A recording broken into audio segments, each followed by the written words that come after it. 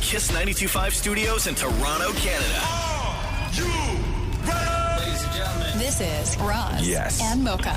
it's Roz and Mocha. What's going on? Hey guys, this is Bruno Mars. This is Selena Gomez. Chainsmokers. Lady Gaga. Calvin Harris. Celestia Cara. This is Ed Sheeran. You're listening to my boys Roz and Mocha. Roz and Mocha. My boys Roz and Mocha. The Roz and Mocha Show.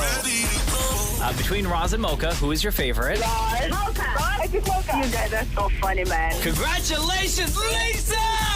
Wow! You just won $1,000. It's amazing. Y'all just made my entire morning. Keep it up. You guys are awesome, man. This is the Roz and Mocha Show podcast. So we all know that kids just hate getting homework from their teachers when they get home, right? I still hate homework. You don't want to do it.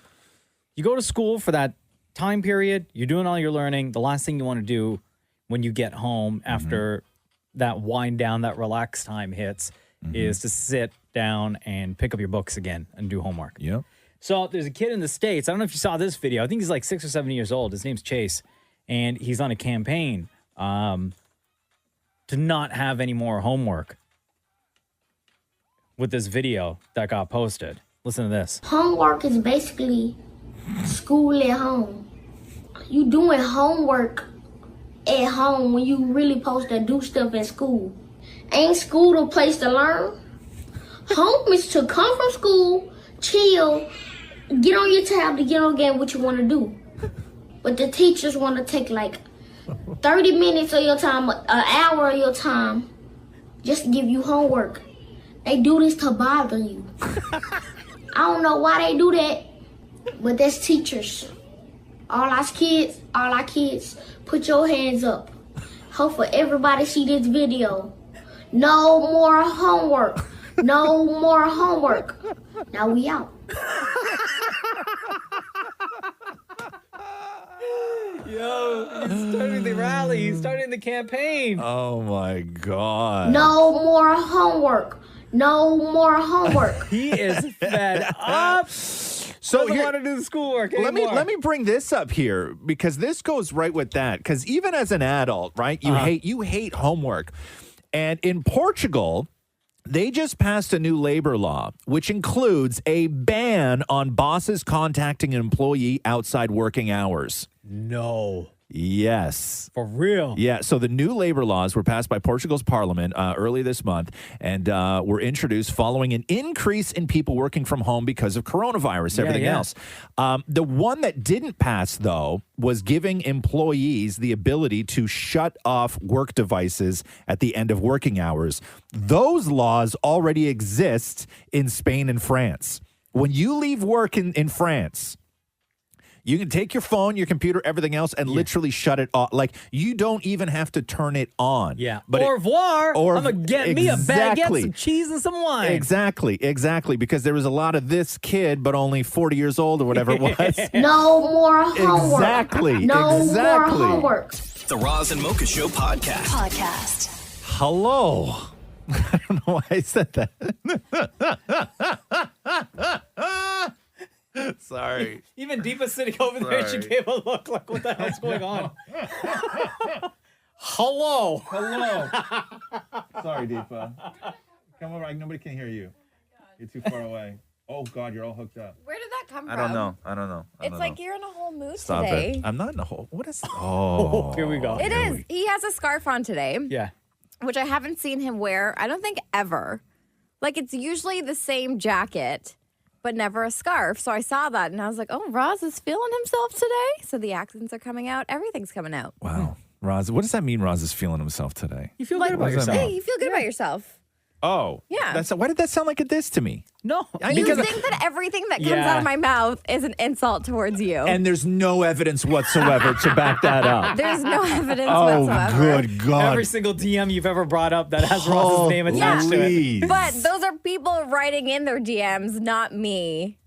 Like, I'm reading them. That's it. So. Oh, now, okay. I'm clearing myself. I gotcha. Quick history check on the Roz Mocha Show, Deepa. Yeah. Yes. Is that throughout, and it was only like within the past couple of years that he stopped wearing scarves every single day. But for the longest time, for years on years on years, Roz would wear every season of the year, every single day of the week, would come in here with a different scarf. Scarves on scarves. What? How many scarves do you own? I have 2 wire cube cages that are about 1.5 feet by 1.5 feet by 1.5 feet full of scarves, and then 2 separate drawers full of scarves. Oh, wow. I like realistically, like how many scarves do I own? And no joke. Like no, some I've inherited from Catherine because Catherine has great taste in scarves as well. Some are ours, some are mine, some are hers. But I think in total, like if you asked me realistically, how many scarves do I have access to on a daily basis? Is this interesting to anyone? But if you ask me, I don't know. Well, I don't know. But I will say listen, though, you're very did somebody passionate. say scarf? Yeah, Okay, I'm I'm like Shem. Oh, does somebody want me to sing? I'm so not prepared. God, don't put me on the spot. Don't put me on the spot about like this again, guys. About singing. Listen, if it's me that's getting it, it's you that's getting it too, buddy. Okay, I'm not going down alone. Okay. But anyway, so if you ask me how many scarves do I have access to, I would say on a daily basis, I have access to anywhere between 50 and 60 different scarves. Wow. Yeah, easily. That is a lot. Easily. And that's not including the kerchiefs where you just tie a little knot off the side like I'm a sailor. Right? Well, That's a whole too? different. Shut up. No, I never. Did somebody ask me to say? The Roz and Mocha Show podcast. Hey, are we going to let people vent today? That was fun yesterday. Roz and Mocha's Vented Moments. No, it's not. Okay, well, backtrack for a second. We got a call from a guy. So we got somebody who texted us the wrong text, right? Which we get those all the time. And it was meant for a friend, and he was just going off. He was venting on like a friend's girlfriend, whatever he didn't like. So we gave him anonymously the opportunity to just come on the show and just vent. We asked no questions. There was no follow-ups, no nothing like that. And we thought that would be a great way to sort of open it up and let anybody come on this show and just vent, right? Like if you have something that's driving you crazy and you need to get it off your chest, and maybe people in your life don't agree with you or they think you're overreacting, this is a place for that. This is a place for overreacting. And we won't ask you your name. You don't have to give your relation to the person, whatever. You can just come on the show and vent to as many people. This is the most amount of people you're going to get the opportunity to vent through. Now, this jabroni on the phone said that we should call it Vented Moments, which I think is a dumb name. No, it's real good. No, it's a dumb name. Somebody texted 925-555. Love the vented moments. It's not vented moments. Somebody else said call it Go Off with Roz and Mocha, which I kind of like that one. Somebody just texted and said call it Vent Off. Oh, God. Someone said potential name, Roz and Mocha's Tea Time. No. Another person texted and said call the segment Kiss and Tell. Shut up. Hi, Roz and Mocha. I just called in to vent. Oh. Okay, so we don't want your name. Okay. Mocha is leaning towards Vented Moments, which I think is a stupid name.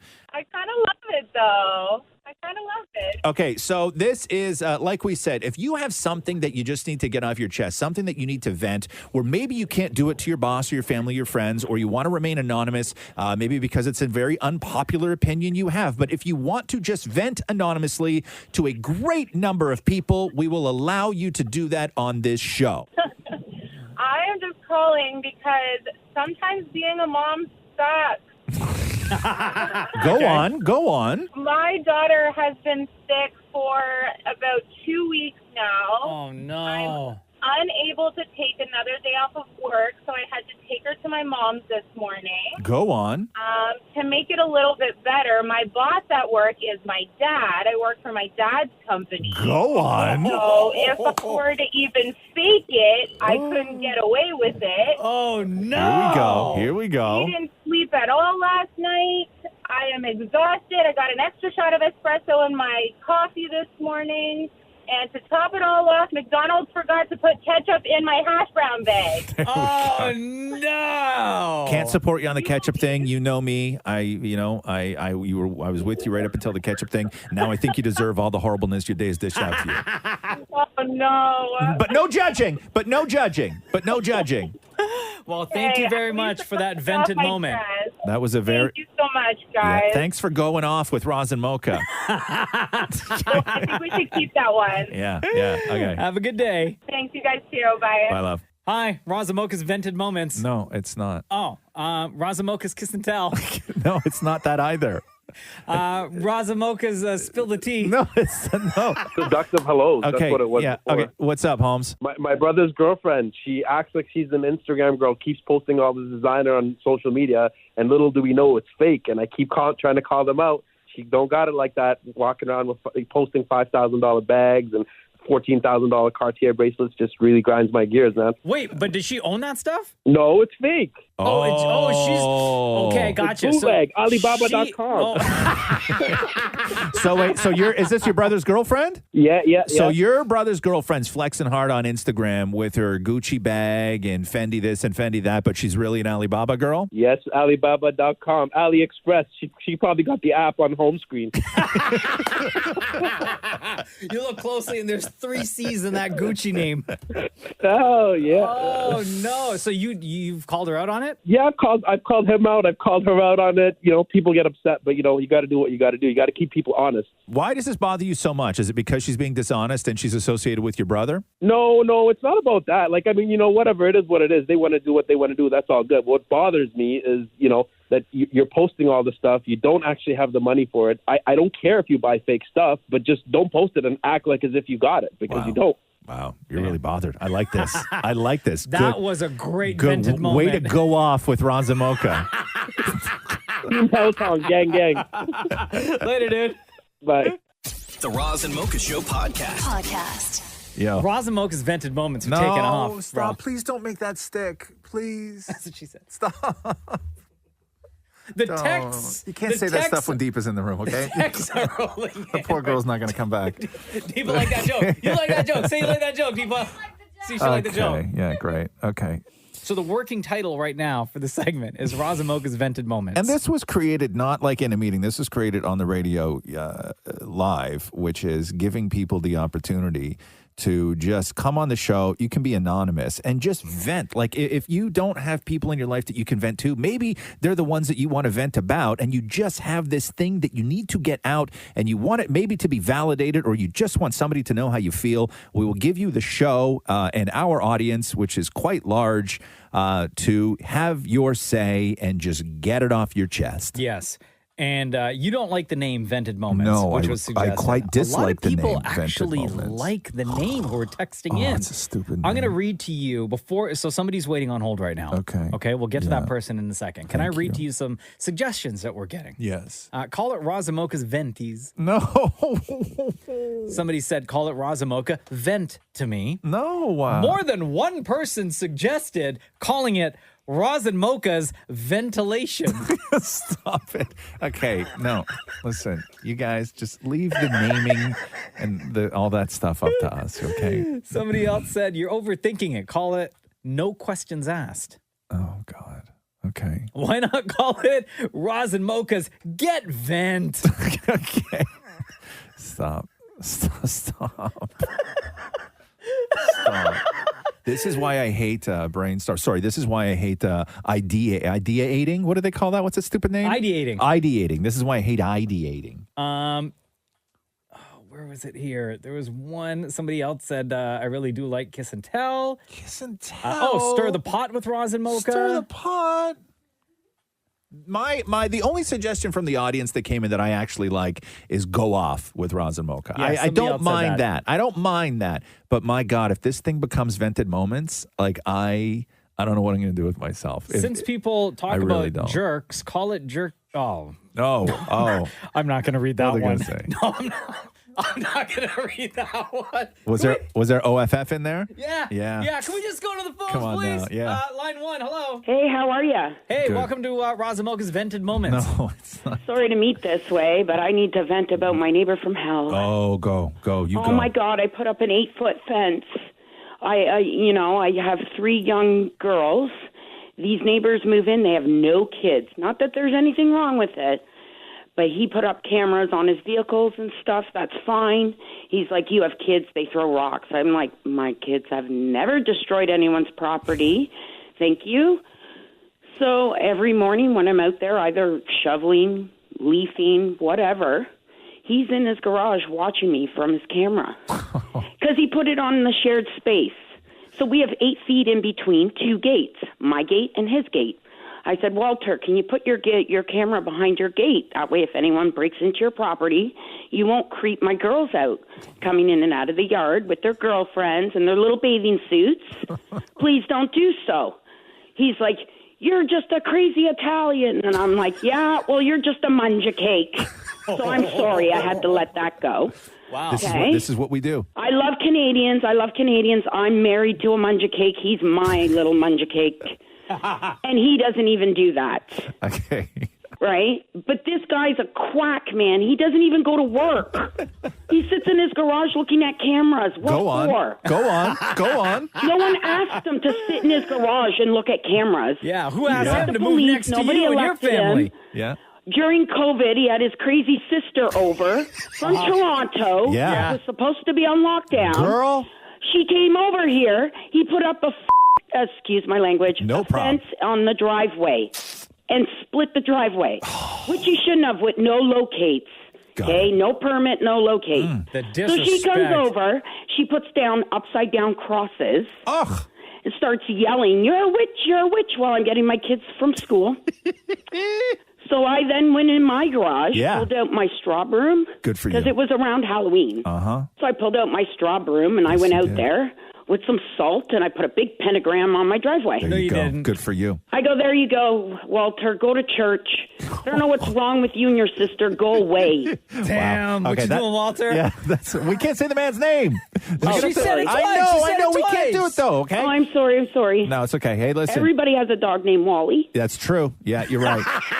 You're right. This is why we do this. If you have anything that you just need to get off your chest and vent, Yes, I did. This show is the place to do it. Okay? I did. I tried. You succeeded spectacularly. That was quite the vented moment. Oh God, stop it! Well, hey, you want to talk about jabronis? Us Italians know what they are. Yes, ma'am. Okay? Yes, ma'am. Have a good day. Take care, guys. Love you. The Roz and Mocha Show podcast. Oh, Catherine, my life partner, the love of my life, just texted, and she has a name. So you want to go with what, Mocha? Roz and Mocha's vented moments. Right. And I like go off with Roz and Mocha. That's my favorite name from the fans. We've gotten hundreds of suggestions. Oh, God. Somebody said deep decompression. Catherine suggested hot vent. Somebody said call it Roz and Mocha's smooth cool vent. Listen, I'm going to go with hot vent before I go with smooth cool vent, you jabronis. Anyway, what this is we will hand our show over to you because sometimes you have a life where you just can't complain. And sometimes it's because your life maybe from the outside looks too good and you just don't feel that you have a place to complain because one, nobody's going to think you're serious, or two, they're going to tell you to shut up. But if you have something that you just need to get off your chest and vent, no questions asked. We won't even ask you your name. You can just call us up or shoot us a text, and we'll just give you the platform, give you the show. Okay. I will agree that we are not, because we're still getting people. Okay. And I don't know if this is a troll job now because we mentioned it once, but we still have people suggesting the name Roz and Mocha's ventilation. No, people. Stop with that, okay? Go and live your lives. Somebody and don't said, worry about that. Here's a suggestion. Yeah. Venti soy latte with 2 extra pumps. No, okay, stop it. Stop. Would you stop reading these, please? I don't know if that's a suggestion or they're trying to make a coffee order at Starbucks. I know, but I would like you to stop reading the dumb ones because that only encourages people. Okay. This is me. This is what I use this show for, by the way, every single day. Right. Is venting. Roz and Mocha's ventilator. Hey, it's Roz and Mocha. How's it going? Not too much. I'm happy to be on here going off with you guys. I really like that show. I've been listening to a long time. You got something you need to get off your chest? You need to vent about? Yes, I have sister-in-laws from hell. A couple years back, my brother was going out with a plus-size model. She was going online and texting my other sister-in-law through some fake numbers, telling her that she's going to ruin her wedding, all this bunch of stuff. Long story short, the other sister-in-law then started to do stuff to my wedding. When my wedding was coming up, it was about 2 years ago when this started. She found out that she was not one of the bridesmaids because what my wife's family does is they have kids. Yeah. You have the kids in the wedding party. So I explained this to her. I called her as soon as I found that out. She started swearing at me, telling me that I'm a loser. She doesn't want to come to my wedding. From that point on, it was go time for her. Yeah. She was trying her best to ruin our wedding. She wouldn't respond when we try and set up dates to go dress shopping for her daughter. When my wife apologized, we didn't get a response for over a month. Oh, no. And I had to tell my brother, hey, we reached out. What's going on here? Like, we're trying to sell things. We're trying to apologize for everything that's going on. Yeah. She didn't have it. She still has not acknowledged her wrongdoings. I haven't talked to my brother in about 3 months now. Whoa. After our wedding. Yeah. Yeah. Just Sucks, a whole man. bunch of stuff. Damn, I son. would reach out, and apparently I was making everything worse somehow when I was reaching out, trying to make things right. I kept on somehow doing wrong things. And being on the radio telling millions of people across the country ain't going to help the situation at all, dog. Yeah. Do you guys have any advice? What should I do? No, man, this isn't FML. We say nothing. That's a different segment. You want something fixed? You write us a Fix My Life. Oh my goodness. You don't get advice during this. At this point, you are on your own, Yeah, sir. man. If you want to get advice, get in line. I need lots of advice. No, this is all you. Yeah, this is a you problem right now, dog. We just give you the platform. Yeah. Thank you so much for being part of Roz Mocha's Vented Moments. Stop it. No problem, guys. Love the show. Have a good day. Later. The Roz and Mocha Show podcast. There was that great clip not too long ago, this comedy bit that these two people put together where it was two people flirting with each other using only corporate speak, right? Hey, yo, Natalie from accounting. Hi, do I know you? Chad from sales. Not to be like weird or anything, but you've low-key been an action item on my list for a while now, and I was wondering if maybe like you could get a line sometime, maybe sync up. Oh my gosh, I'm flattered. I just don't really have the bandwidth right now. I'm about to pivot back to HQ. Yeah, no, for sure. Totally not best practices by me, you know, a lot of moving parts. No, I really do appreciate you reaching out. Just a lot of roadblocks at the moment. What if we put a pin in this and circle back next week? Yeah, we could totally punt this next week, if you have capacity. I can make Tuesday work, then we can touch base. Maybe even drill down. Was that like an innuendo or something? Because I would love to unpack your pain points. I'm looking for kind of an all-in-one product, something that can scale with me. Well, that's good news, because I'm agile. Great, I look forward to ideating. Oh God, ideating. Your pain points. That's a brand new one, man. Yeah. Pain points. So I found this, which is if you want to sound more confident at work, avoid these words and phrases because they make you sound weak. So they give you examples of what people say, and then they give you alternatives of what to say instead. Oh, okay. So instead of saying in an email, does that make sense? Mm-hmm. They offer, what are your thoughts? Or I'd like your input on this. Mm-hmm. Oh, I say that a lot. Yeah. Instead of saying, I think this would, say, I believe this would. Okay, then. Okay, little All twist right there. Makes you sound less weak. Instead of saying, I'm not positive, but don't say that. Just say whatever you were going to say after the but. Okay, what? You know what I mean? So if you're about to say, I'm not sure, but. Yeah. Don't say I'm not sure, but. Just say everything else you were going to say after the but. Instead of saying needless to say, Mm-hmm. they recommend saying nothing at all. Oh, wow, really? Instead of saying in my opinion, they recommend saying nothing at all. Oh, wow. Instead of saying for what it's worth, oh, yeah, okay. they recommend saying nothing at all. Oh. Instead of saying, if you know what I mean, they recommend saying nothing at all. So basically, don't communicate with people you work with? Basically, stop saying, needless to say, in my opinion, for what it's worth, and if you know what I mean. Okay, then. Okay? Because those are all killers of you in an email, going to make you sound weak, apparently. Which apparently it's gonna be pretty I read easy those work day. things in emails all the time. Yeah. All the time. I've never thought of those people as weak until now. The Roz and Mocha Show podcast. Ed Sheeran's wife, Cherry, almost lost her engagement ring. But not only did she almost lose her engagement ring, she almost lost her engagement ring in Toronto. Okay. She almost lost her engagement ring at a Toronto strip club. Stop it. Hold on. Ed Sheeran and his now wife Went to a strip club? No. Ed Sheeran's wife went to a strip club. Listen to Ed Sheeran tell the story. Now that's a story, right? So I don't. Oh man, she's gonna hate that I'm saying all this stuff. So I don't go to like strip clubs and stuff like that. I think that's a bad look for me. I don't. That's not. I don't want to be pictured out at something like that. I write songs from the heart about relationships that I've had with girls, and I don't have a problem with anyone doing that. It's just not something that I want to do. But my friends like going. So we're in Toronto, and they go, we're going out to strip. My Cherry's there. We're going out to strip club, and I'm like, cool guys, I'm peacing out. I'm gonna get some sleep, go back to the hotel, and that's where she lost it. In a strip club? Yeah, and I remember ringing up, and man, this is a nice ring. I remember ringing up the morning after, and sort of like halfway through the conversation, realizing how stupid it's sounding. Hey guys, if you find an engagement ring, can you get? Do you know what? Don't. No. I just knew it was lost, but it turned out she'd fallen asleep on the couch in the hotel, and it was down the side of it, so we found it. Oh, right? So she didn't actually lose the ring in the strip club. No, she lost it in the couch. What if your buddies were all like, "Dog, hey, no. Jenna, let's go." Jenna would not go, right? No. Hey, Deepa, come here for a second.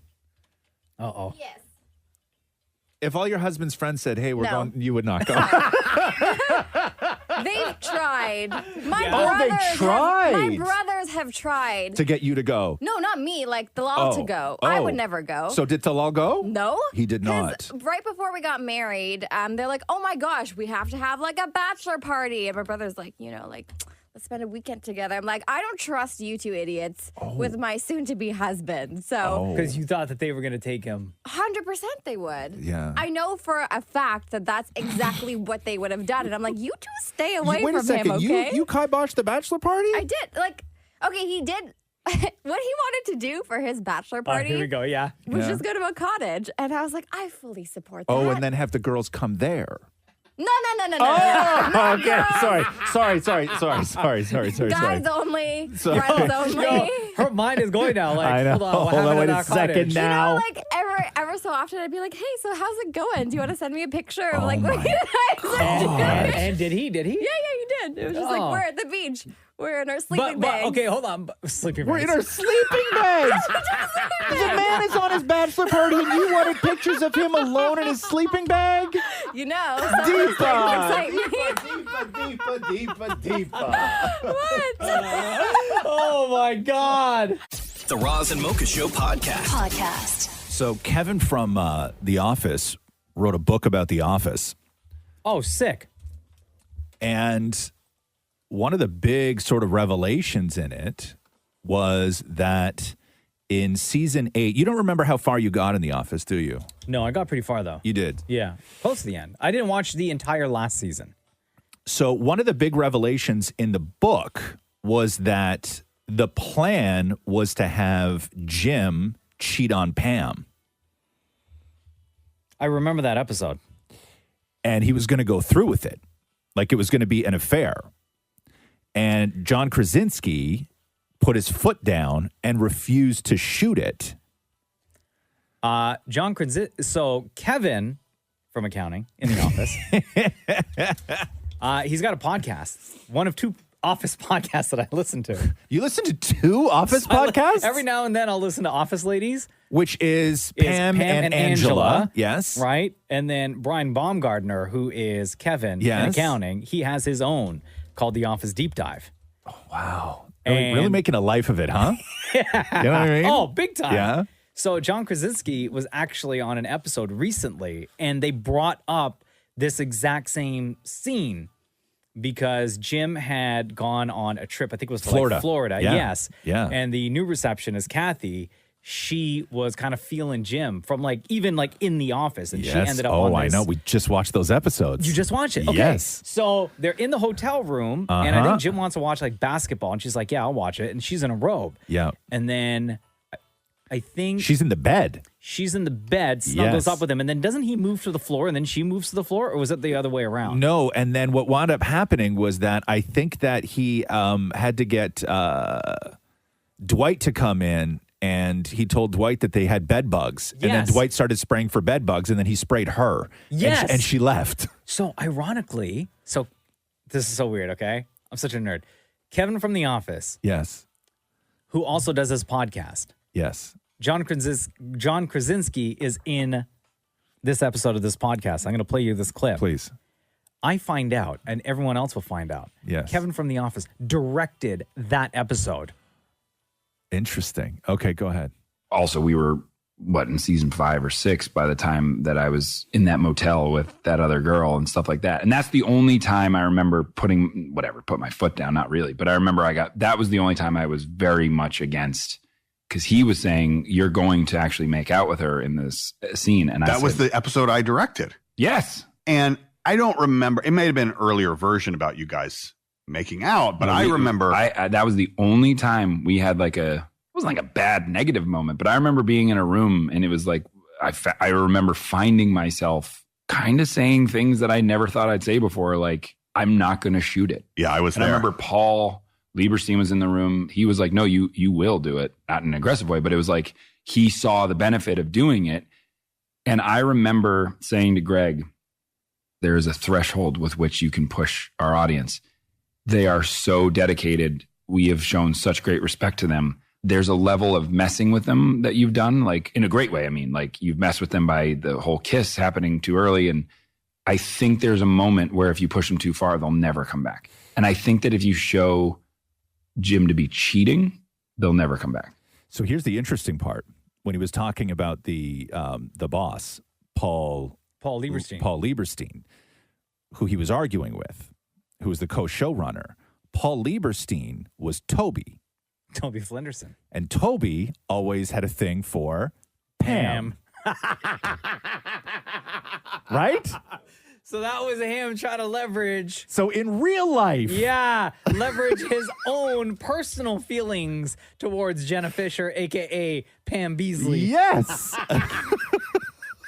Yeah. Such nerds, man.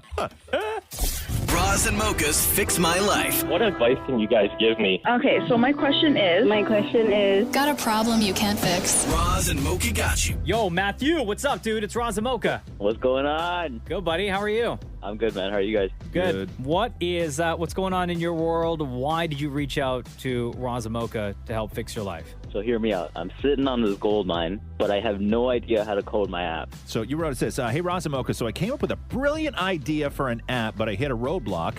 I never coded a day in my life, and I don't have the money to outsource or know anything about building an app. I spent hours building the interface, and now I don't know what to do. Should I give up on becoming the next Mark Zuckerberg, or should I learn how to code before someone steals my idea? How long have you had this idea for, Matthew? So when I say gold mine, I don't mean that I'm looking out for money. I came up with this idea on a random day. I was just sitting down, and a necessity came to my mind, and I'm like, hey, you know what? This could be an app. Everything you think about one day could become an app. But how long ago? How long ago? At least a year. It's been at least a year. Now, yeah. in the market right now, are there other apps that are similar to your idea, or did you draw inspiration from anywhere else? So there was no inspiration from anyone else. However, the interface that I put together is a collaboration of a whole bunch of different social media apps that I've taken a look at. I don't even know what the hell you're talking about, man. Okay, so what kind of app is it? What is it like? Like, you don't have to be specific, but what is it? How is it going to make my life easier? Well, you guys would definitely be using it because it's specific for giveaways. Specific for giveaways, like a prizing app? Correct. I'm not saying anything else other than that. Here we go. You're billing that idea. Unless you want to sign an NDA. Oh, stop it! I signed nothing with you, Matthew. Okay. So you don't code, right? I do not. You have no money to outsource for the coding. Correct. Have you talked to anybody else about it? So I have. I've gotten some quotes. They range from about $50,000 to about $100,000, depending on how specific I want to get with the app. Okay. And I foresee it being really complicated. And then what is your what would be the budget to then promote the app? I really haven't thought about that much. Because you're looking probably more than the actual coding budget. Correct. Right. Okay. So, geez, man, I don't know. You won't even tell me what the app is. I don't know. I don't know anything about this stuff. But we have Amber Mack on the phone. Amber Mack, of course, best-selling author, award-winning podcaster, and all-around tech expert. She's been listening to this conversation. Amber, can you help this guy out? Yeah, absolutely. I mean, it sounds like he has an exciting idea in place. I think there are really two options, although you may have gotten quotes from some bigger development companies. You could check out a service like Fiverr, and that's with 2 R's, and that would allow you to potentially find a developer at a much lower price. Or maybe you go and take a course on Udemy, which I just checked this morning. You can take a course for about $20. It's about 30 hours long, just to understand more about the coding process and even potentially teach yourself. Awesome. Now, Amber, does this idea of like a prizing app sound appealing to you? Like, what do you think is there a market for this?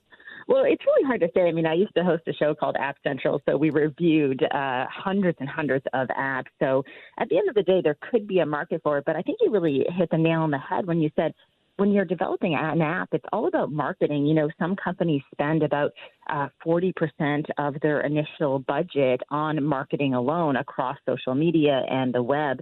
You really have to have a strong budget in play when it comes to actually marketing your app once it's built. So it's sort of a staged process. And before we let you go, Amber, the likelihood, everybody who has sat down to say, I'm developing an app, every single one of them thinks that it's a $1 billion idea, because otherwise, why would you do it, right? You have to go in with that mindset. What's the actual likelihood of turning an idea into a multi-million-dollar app? Honestly, it's probably 1 in a million. I don't want to discourage anyone from pursuing their dreams, but at the end of the day, when you talk about any type of development work with technology, it's a really intense process. You need a lot of money, so you have to be prepared for what's ahead. We all have ideas, but it's about executing and putting them into action. And when you say a lot of money, you mean those big, giant, successful apps that we all use started from not people who didn't know how to code and, got discount coding that they purchased online. These are designed by people who have money to spend, correct? Yeah, absolutely. And that's why maybe one route is to go out and try to find an investor if you have a really good business plan, or join one of the tech incubators that help to fund startups. So I think it has to be a bigger plan. You can't really do this alone. You need to have a small team behind you. Yeah. Matthew, you ever watch that show, Silicon Valley? No, I haven't seen that. Oh, dude. Come on Yo, now. you want to make an app? Bro, I'm telling you, watch Silicon Valley. Like, the group of guys basically are you as one person, where they have this idea for an app and they come together. And to what Amber was saying, they get involved in an incubator where somebody is helping to fund what it is that they're trying to come up with. Yeah. It is a very long process. But developing Pied Piper is very different than developing Not a Hot Dog. God, I love that show so much. Hope that helps, Matthew. All right. I appreciate it, guys. Right on, All right, dude. man. You take care. And Amber, thank you so much. Yeah, thanks for having me, guys. Roz and Mocha's Fix My Life on Kiss. Everything okay at home with you, Deepa? Yeah. You came in today like you had just moved out of the house. What are you talking You had about? 6 bags with you. I had two bags. Two No, full. you look like 3 bags. You looked like you were helping a friend move. No, Yeah. it's 2 Hold bags. up go get both your bags and hold them up right now. Guys, No. literally. Yeah, and then the other one, and the other one. Okay, Hold those up right now. there's 2 bags. Oh my God, those are heavy as Okay, hell. look, that nobody brings that to work. You honestly, Deepa. Okay, I'm only asking because I'm concerned, because it looks like somebody comes to work, okay, with that much luggage. Yeah. Looks like there's problems at home. No. Did you have to sleep in your car last night? No. Are you sure? Did you sleep at a friend's house last No, I night? did not. Everything is okay at home. Did you sleep in this building last night? I did not. What sleep is in this those? building. What is in those? It's my gym stuff. This I have, like my work stuff, my wallet, and my hairbrush. Where's my hairbrush? Oh, here it is. What's so special about the hairbrush? What This is is that? my Princess Jasmine hairbrush. Oh, for God. How long have you I had take that since you were a everywhere. kid? Oh, can I guess? Yeah. Yeah. How old are you now? Hold that You're up again, Deepa. Hold that up again. 5 now? You're 26? You I'm just turned 26. 26. Okay. So you've had that Disney Princess Jasmine hairbrush. So 26 in the 90s. You've had that very since you were serious. like 5 years old. I'm gonna say 20 years. You Yeah. had that brush for 20 years. Yeah. I'm gonna cut you a little bit. I'm gonna cut you a little bit and say that you've had it for 18 years. No. 18? No. Yeah. Okay. Yeah. How long have you had the hairbrush? Who's closer? Who's Wait, what closer? did you say, 18? 18. You He said said 20 years. I said like 20. And again, you are a grown woman with a Princess Jasmine hairbrush. Yeah. Not that there's anything wrong with that. It's my brush of choice, actually. Okay. Yeah. Okay. So how long you had that hairbrush? Last year. Shut up. That was my brother's Christmas gift to me. I opened it. How old is your brother? 6? My brother's 34. Oh my God. Deepa! What? That was his choice for Your me. 34-year-old brother is buying you a Disney princess hairbrush? Yes. For his 26-year-old sister? Yes. Is your brother the kind of guy that like needs a lot of help with No. things? No? Okay. I don't know. I don't know. I loved it. I opened Yeah, it. Out yeah. of all my Christmas presents last year, I was like, oh my God, I love it. I almost like shed a tear. Right. It was a beautiful moment. And he's like, I knew my sister. And I was Right. like, yeah, you do. We're learning so much about Deepa. So first, there's Wow. two things if you take away anything from this week with Deepa on the show. Princess Jasmine hairbrush. That is a new Princess Jasmine hairbrush. Yes. Also, separate blankets in bed with her husband. So just if you know anything about Deepa, just put those two things. Put those two things together, Oh, right? my God. Put those two things together. Yeah, it paints a picture. I don't see any picture being painted. Okay, all right. The Roz and Mocha Show Podcast. So Rock's sitting down doing an interview with Esquire magazine and clearing up a rumor from a few years back. And that rumor was that when The Rock is working out, because he's like just so into it, gets so busy in the gym. Time is precious. Time is precious, Mocha. When you are look at the Rock's 100% right. schedule, he is busy from the time his eyes open to when he is closed. So he's got to fit in that workout any time he can. But the one thing, apparently, according to the rumor, that The Rock doesn't have time for when he's working out is going to the bathroom. And the rumor was that when The Rock is working out and he's got to go, he pees in water bottles. No, he doesn't. So here's The Rock clearing up that rumor with Esquire. Well, yeah, the headline is actually true. I do pee in my water bottles, but let me give context to that. My man. Because everyone's leaning in now to what this means. It's not a water bottle that I've actually purchased solely for water that you wash and you clean when you're done using it. These are just bottles that I'm no longer using. And usually the gyms that I work out in don't have a bathroom because they're the Iron Paradise. There's no bathroom there. It's just hot, sweaty, and dirty. I usually stay pretty hydrated. I need to go to the bathroom a lot. Not a lot, but probably a couple of times during every workout I have to go to the bathroom. So I break out the bottle. Okay, hold on. Right? I know what that's like. The Rock, with the amount of money that you have. Yes, sir. Right? And I know you have your gyms that you get brought and built in and around on set wherever it is that you're staying when you're filming a movie. Yes. Spend a little extra and get a porta potty. No, ain't nobody got time for that, man. That's why you need Daddy's little helper. That Which empty is what bottle. you have. Yes. Empty Gatorade bottle. Yeah, in the I'm not car. saying he uses a water bottle. I use a Gatorade bottle. Right. You know what the difference is, right? Just saying. You have a weaker bladder. No. That's not what I'm saying. Let's move on. Damn, son. Paris- Sounds like you just checked yourself into the SmackDown Hotel. The Roz and Mocha Show podcast.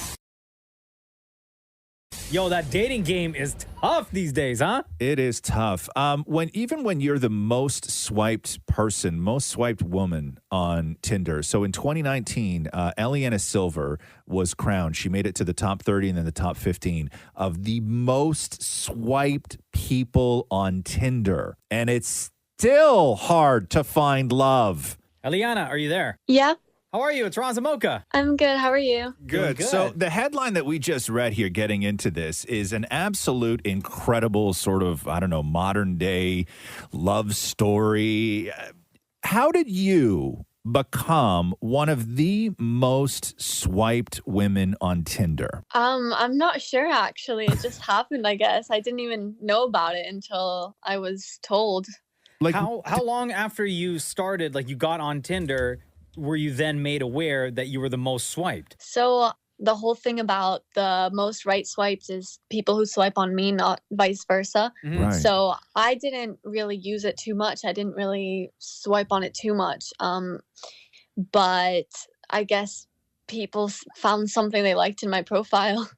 So, yeah, that was my question. Was there anything kind of like salacious or thirsty? Like, what were your pics like? I wouldn't say they were salacious or thirsty. They were just regular pictures. I mean, one of the things I notice a lot in the UK, especially on Tinder, is that a lot of people tend to use Snapchat filters on their pictures, and I didn't have any of that. My pictures are more natural, and just I think that probably stood out a bit. It was a bit different from everyone else's.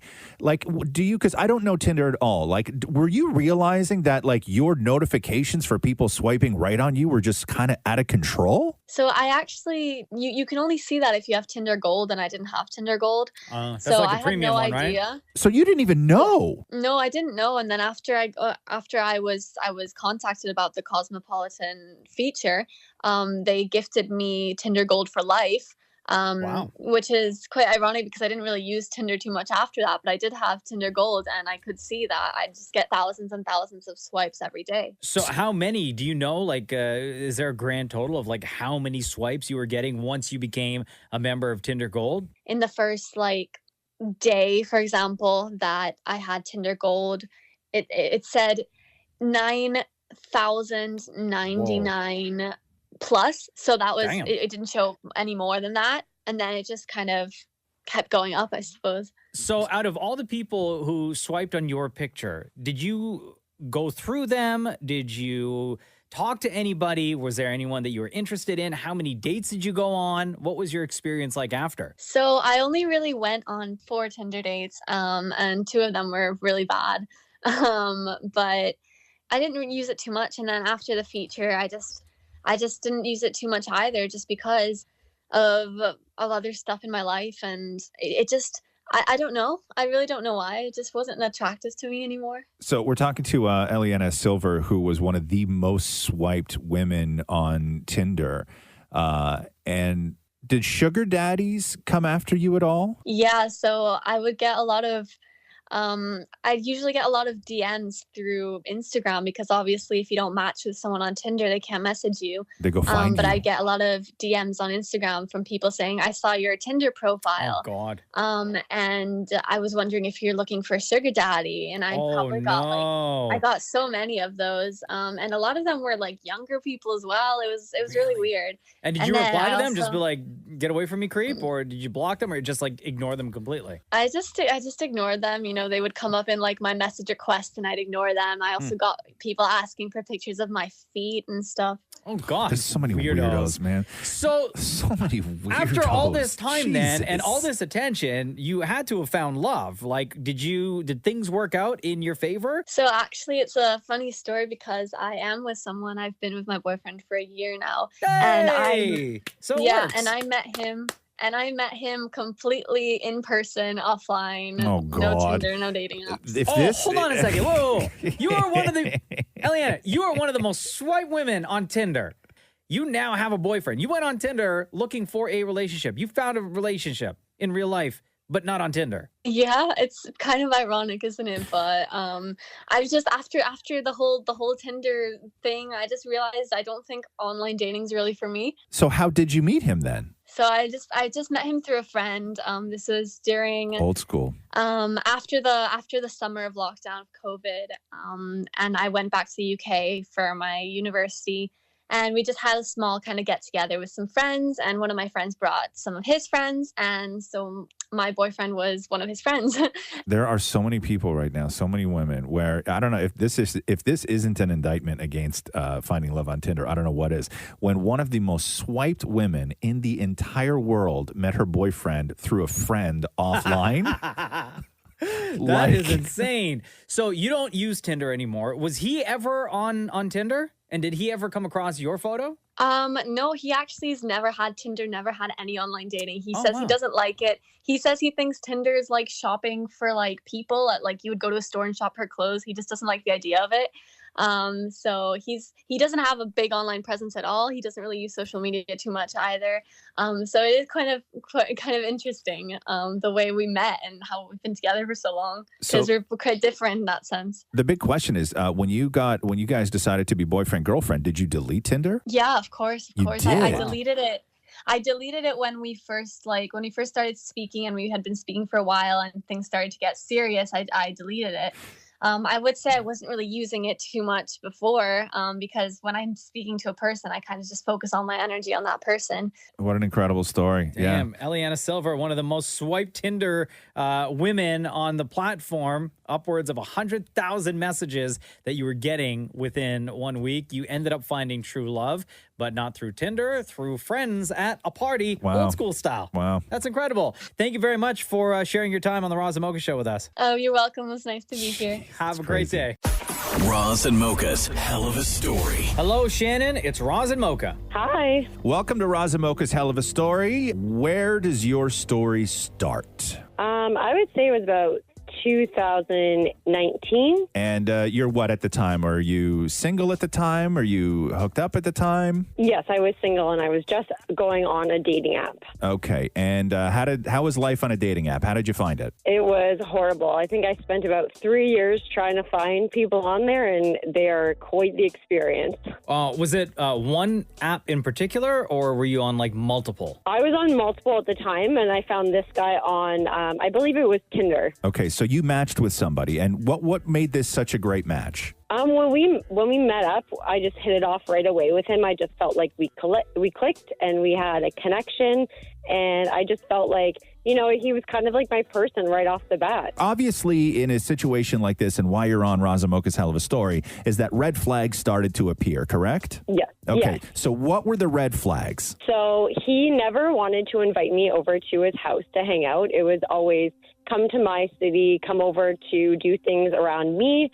Never invited me over, never wanted me up around his area, even though we only lived about 15 minutes apart. Eventually, maybe a couple weeks in, he finally invited me over to his house, so I was really excited. And when I pulled up to the house, there was a for sale sign on the lawn. I questioned him, being like, your house is for sale. And he was just like, oh, yeah, I want to see, what kind of money I can get for my house. So I didn't really question anything about it. Okay, so then you're driving by the house another day, and what happened? Yeah, so I'm driving by on my way to work, and I see a car in the driveway that I had never seen before. It wasn't his car.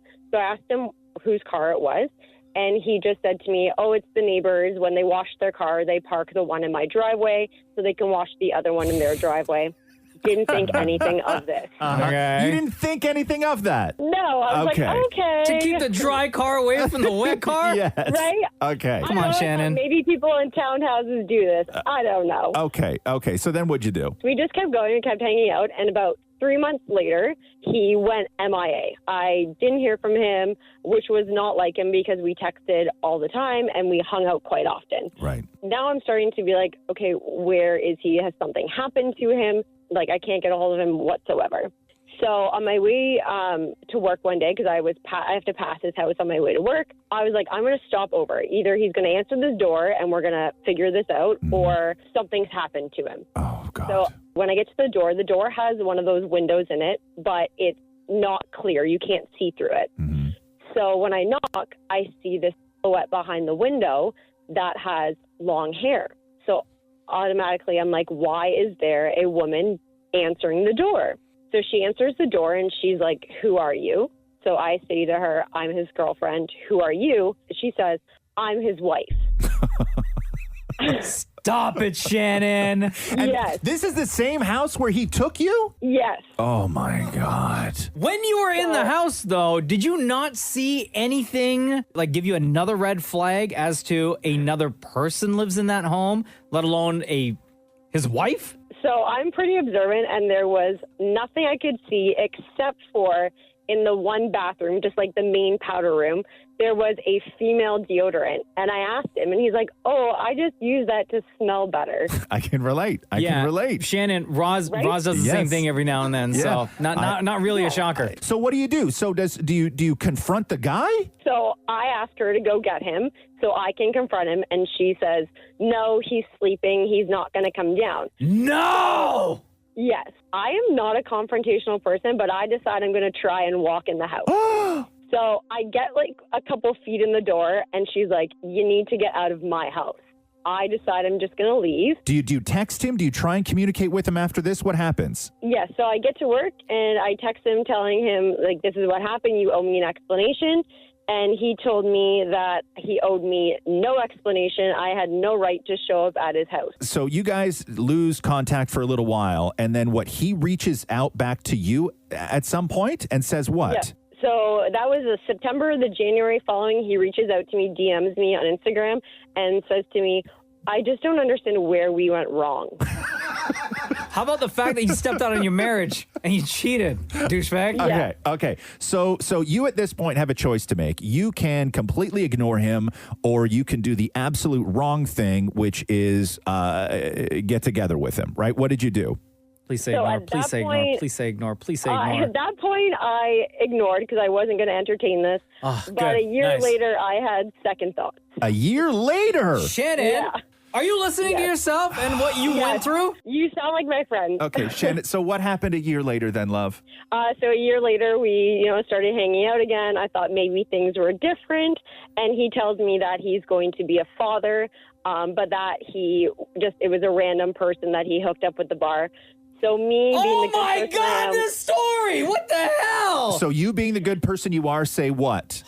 I say that anytime he has the baby, I will help him out with the baby. So you offer to help raise this child that he then had with a random that he met at a bar. What the hell? I know. I liked him. I thought maybe something. So what happens next? No agreement. He was just kind of didn't really say too much. And then I found out it was the wife. Okay. Stop everything, everybody, right now. You, Shannon, stop right now. Wow. Shannon, I'm going to ask you again.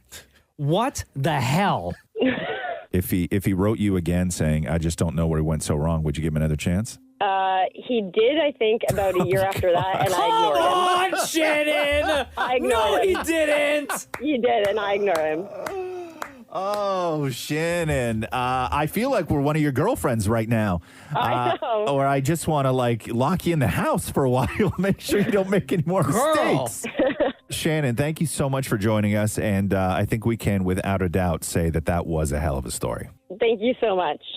The Roz and Mocha Show podcast. So Taylor Lautner's engaged, huh?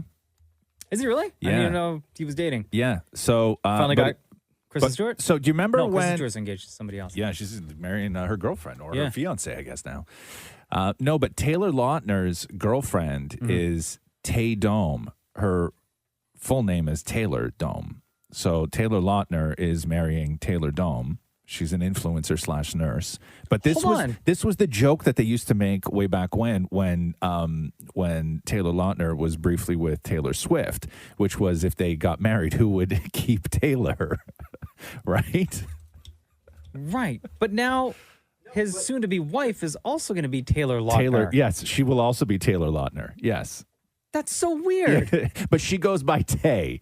Like if you look everywhere, and I think that they went really, really hard, their PR machine, to force people to not refer to her as Taylor, because even in People magazine, like nobody calls her Taylor. The only thing people write about is Tay, but her name is Taylor, right? Yeah, but legally, it's she'll still be Taylor absolutely. Lautner. She will still be Taylor Lautner. Yes, absolutely, Maury. This is why one time I dated a Murray just so I could say Maury was dating Murray. That's the only reason I dated Right, the but guy. if you dated another Maury, right? Like it's clear Taylor Lautner is going to be the Taylor in the relationship. She will forever be Tay, whether she wants to or not. I know wonder- her whole thing is Tay as but it to is Mocha's right point, now. if she changed her last name, Well, that's- of course, yes. Now, I wonder if, like, behind closed doors at home, just Yes. for short form, if she calls Right. him Tay as well. Or does she go by T2? Interesting. Right. But during the proposal, so I don't know where they were. Maybe it's his. I like to think it's his house because I think that this is as indulgent as I would be. Okay. So they're in front of a fireplace, right? And it's beautiful. Like the pictures look gorgeous, right? Okay. They're in front of a fireplace, and above the fireplace, in huge like neon letters, just reads Lautner. Over the fireplace. Okay. Like Now, Would is you- your question, Your question is Cool or tacky is question number one.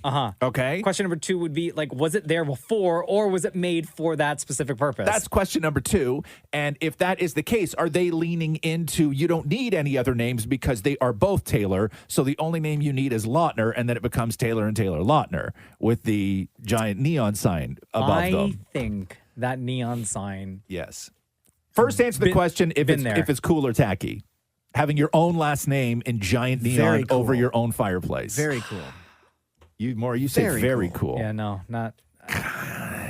You like it? You No, like no, it? no. I said kind of tacky. Right? Oh, yeah, I don't like it. Kind of tacky. I don't like it. But I'm not one to talk because I have. How many pictures of just you do you have hanging on your walls in your house? 0. Okay, cool. So we won't go there then. Well, no, now answer the question.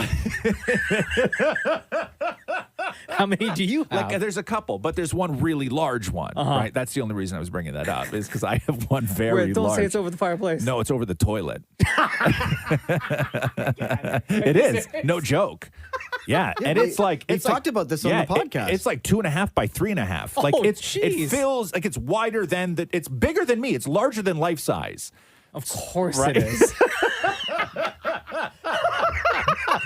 Yeah, it's larger. It's larger than life size. But anyway, so there's the happy news. Taylor Lautner Like wrote, the Lautners welcome you to their wedding? Yeah, so he wrote, and just like that, all my wishes are coming true. And then she shared on Instagram, my absolute best friend. I cannot wait to spend forever with you. Aww. The Roz and Mocha Show podcast. Hey, they fired that teacher in Parkdale who showed up to Halloween with blackface. They I did, don't know huh? how, in current times, a grown-ass person can think that showing up anywhere in blackface is acceptable. Like, here is my... Also, he had the mask on, right? Do you think... Hey, Shem, can we get in on this for one quick second? So the teacher, by the way, there's a school in on King West in Parkdale, and I guess it's around. No, maybe it's a Queen. I don't even know where Parkdale Collegiate is. But anyway, out to Parkdale. Yes, shout out to Parkdale. So he shows up in blackface, and it's a very varied neighborhood. Like, it's a very multicultural neighborhood, and then immediately, like, people take notice of it, and I'm sure it was shocking as hell, and then they tell somebody, and then they send the guy home, and then, like, weeks later, they sent out a message last night that the teacher's fired for showing up to school in blackface. But he had the mask on, right? Mm-hmm. So do you think he went, like, full? Yes. Like, you think so? Oh, you mean like full? Full. Like, what was And his... it was distinct. Like, did you see the picture? Yeah, I'm looking at it right now. But because I thought maybe, right? Here's my question, because I'm like you. Who the hell would do that at like a school, right? Right. I thought maybe like they cropped in a picture and it was like, and I thought maybe if you zoom out, he was going to have like a Tootsie Roll costume on or something, right? Like something where like you're like, okay, What was still it? he was wearing regular clothes. Yeah, it looked like he was just wearing a regular blue dress shirt, right? So like the whole, I don't understand what the costume was. I don't know what the costume because was. it was just. Don't get me wrong. It was dress shirt. Okay. It was mask, and then it was all blackface. Okay. Don't get me wrong. Okay, listen. You can't show up to a school. You lose your job when you show up to a school. You do blackface. It's wrong. Everything else. But there's one part of the story that's missing, and that is I don't know what he came as. Yeah. Nobody. And that's the thing. Nobody said. Do you know? No, Nobody I have said. no idea. What if he went as like a teacher? A teacher? Like I'm a black teacher yeah, one day? like, hey, here you go. I'm one of my fellow black teachers. No, there's no way. It's stupid either There's way. Like, no let's be way. Yeah, real. it's No, real 100%. I just don't want to come off like, No, I hear you. Right, but I just, the problem with all this that I'm having is that I know. don't know what he, Yeah. I don't know what he was. It's curiosity. Yes. Yeah. Because I'm curious as well. Yes, because it's Not so because, insane. Right. Not because I think that, it'll justify. Hell I'm just no. out No. of curiosity. Still, Yes. wrong is wrong. And that Yes. man was wrong. Because in order for you to get to the point of where you wake up, and the thing is like it's old school. This is why I said what's going on under that mask. Because oftentimes when people do a character, right? Like I don't want to listen. When Justin Trudeau was a teacher and he did the Aladdin thing, right? He did everything. Like he did ears, hands, everything. This guy is like old school, just the circle around the face with white ears. Like it is like didn't even go to the classic hairline. minstrel blackface. It's classic blackface. Yeah, he's Thank not you. going as like like a comedian or an athlete or a black athlete. Right. That is, right. He's literally dressing up as hey guys, look, here's historical blackface. Yes. And it's just, Yes. So they fired him, right? I don't know. I guess you have to do. It's very hard to fire a teacher, but I guess you can't even not get fired it took 2 for doing weeks. it. Took 2 weeks. Yeah. But yeah, that is just I don't know how that even remotely. Like, how do you leave the house? I don't know. Like that. You drove. No. Yeah. Like, you don't look in the mirror, like even the rear view mirror when you're checking, your Right. surroundings when you're driving, and be like, you know what? This is actually wrong. And I'm what not I'm doing. Yeah, and I don't even know what kind of teacher he was, whether kids liked him or he was a good teacher. But when you're a teacher and you're around children and you have something like Halloween, like when you're leaving that house in the morning, you should be like, oh my God, my kids are gonna love this. Yeah. You know, like that is what all teachers think. I might be okay. Might be okay. Might Yeah. be okay if it was like February and he was doing like a Black History Month type You would thing. be better. Okay, But maybe, really, maybe. no, actually, no, never mind. Way worse. The Roz and Mocha Show podcast. There's a company called NordPass where every year they go through and release a list of the most hacked passwords that get leaked online. And I mean, these passwords are super easy. All right. Well, obviously, yeah. And they're pretty easy to guess what the passwords are. I'm going to read to you what the most common passwords that Canadians are using. 1, Okay. 2, 3, 4, something. Yeah. Yeah. And I'll tell you, you can guess if you want, but how long it takes for a hacker to crack your password? Instantaneous. Right. So, number one, password in Canada, most commonly used, is 1, 2, 3, 4, 5, 6. It takes 1 second to crack that.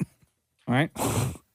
The number of times that password was used in Canada, 570,178. Oh, geez, that's a lot. The second Come most on, Nana.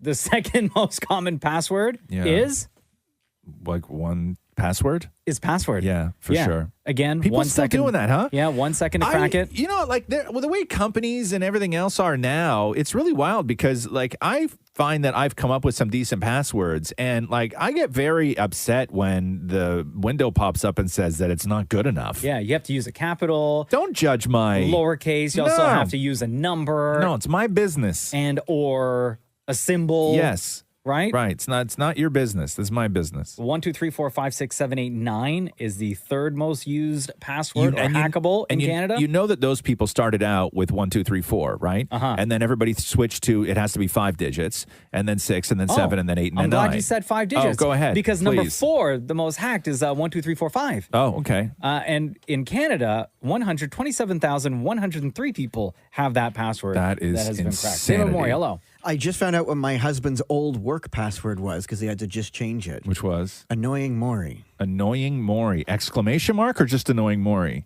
Oh, just annoying Maury. Lowercase or all caps? Because that makes a difference. Yeah. Probably all caps.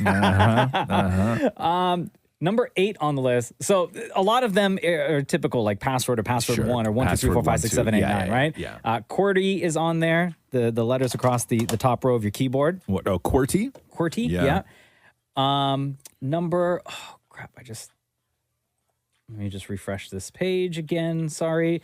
Number 8 on the list is the name Tiffany. Tiffany? Yeah, and it takes 17 minutes for a hacker to crack the code on that. What's the significance of Tiffany? I don't know. Breakfast but 86,615 people in Canada have the hackable password of Tiffany. Really? Or the jewelry store? Yeah. I don't know about that, though. Testing is on there. The word hockey is on there. I love you in all lower cases on there. Oh, my God. People are so basic. So, change your password. Sunshine is on there. Dragon is on there. Shadow, soccer. I almost said that one. It's a bad word? Yeah. Really, huh? What does it start with? The letter F. Yeah, Oh, yeah. okay. Right? Fool. Monkey bet. is on there. Princess is on there. Superman is on there. Summer is on there. Charlie is on there. Killer is on there. Excuse me. Yeah, 27,645 people have the crackable password of killer in Canada. Roz and Mocha's Fix My Life. What advice can you guys give me? Okay, so my question is. Got a problem you can't fix? Roz and Mocha got you. Daniel, welcome to Roz and Mocha's Fix My Life. What is on your mind, brother? Man, I can't stand these Canadian weathers. I want out. You wrote us this. Roz and Mocha fixed my life. I've been having the urge to just sell everything and move far away. I can't take Canadian weather anymore. I know it's a bit silly, but more than ever, I've been thinking about it. I'm 100% serious. I've been looking at homes in Florida, and I want to know if you guys think it's a brilliant or dumb idea. Why do you want, aside from Canadian winters, because, like, honestly, bro, I'm not even lying right now. I didn't even know why you were calling, and on my screen I'm looking at real estate in Mexico. Mexico? Yeah, I'm looking at it right now. I'm staring at a place right now. I was just about to forward it to Catherine. Really? Yeah, not that I can afford it or anything, and not even that I want to move to Mexico, but I'm with you. Like it starts to get cold, and I start looking for an escape. Right? My life doesn't allow for that, so I'm in my dreamer years. You are in your jump years, meaning you can do this because you have no strings attached. So if you are going to bugger off and go and move somewhere hot just for the sake of moving somewhere hot, you are in the prime years to do that. But aside from the weather, why do you want to leave? There has to be something else. I mean, you said it. There's cheaper housing over there. There's more daytime. I mean, I can't stand these with the daylight savings. You get up at like 7 o'clock, the sun's not out. But is it just the weather, or are you like escaping from family? Do you have responsibilities here that you don't want? Like, what's going on? I mean, I do live with my two older brothers and my mom, and it would be nice to get away from everything. Start a life of my own. But does that not mean, why can't you just leave that house? Like, it sounds like you just want to be independent. You want to do your own thing. How old are you? 25. I'm 25. Okay, so you're 25 years old and you just want to do your own thing. Why not start by doing that, getting out of that house and living on your own? Again, back to the housing. I mean, you can get a house in Florida for like $350-ish, $450. Yeah. With your current situation, could you afford to move from Canada to the States? Could you afford to live, like to buy a place or even rent a place out there?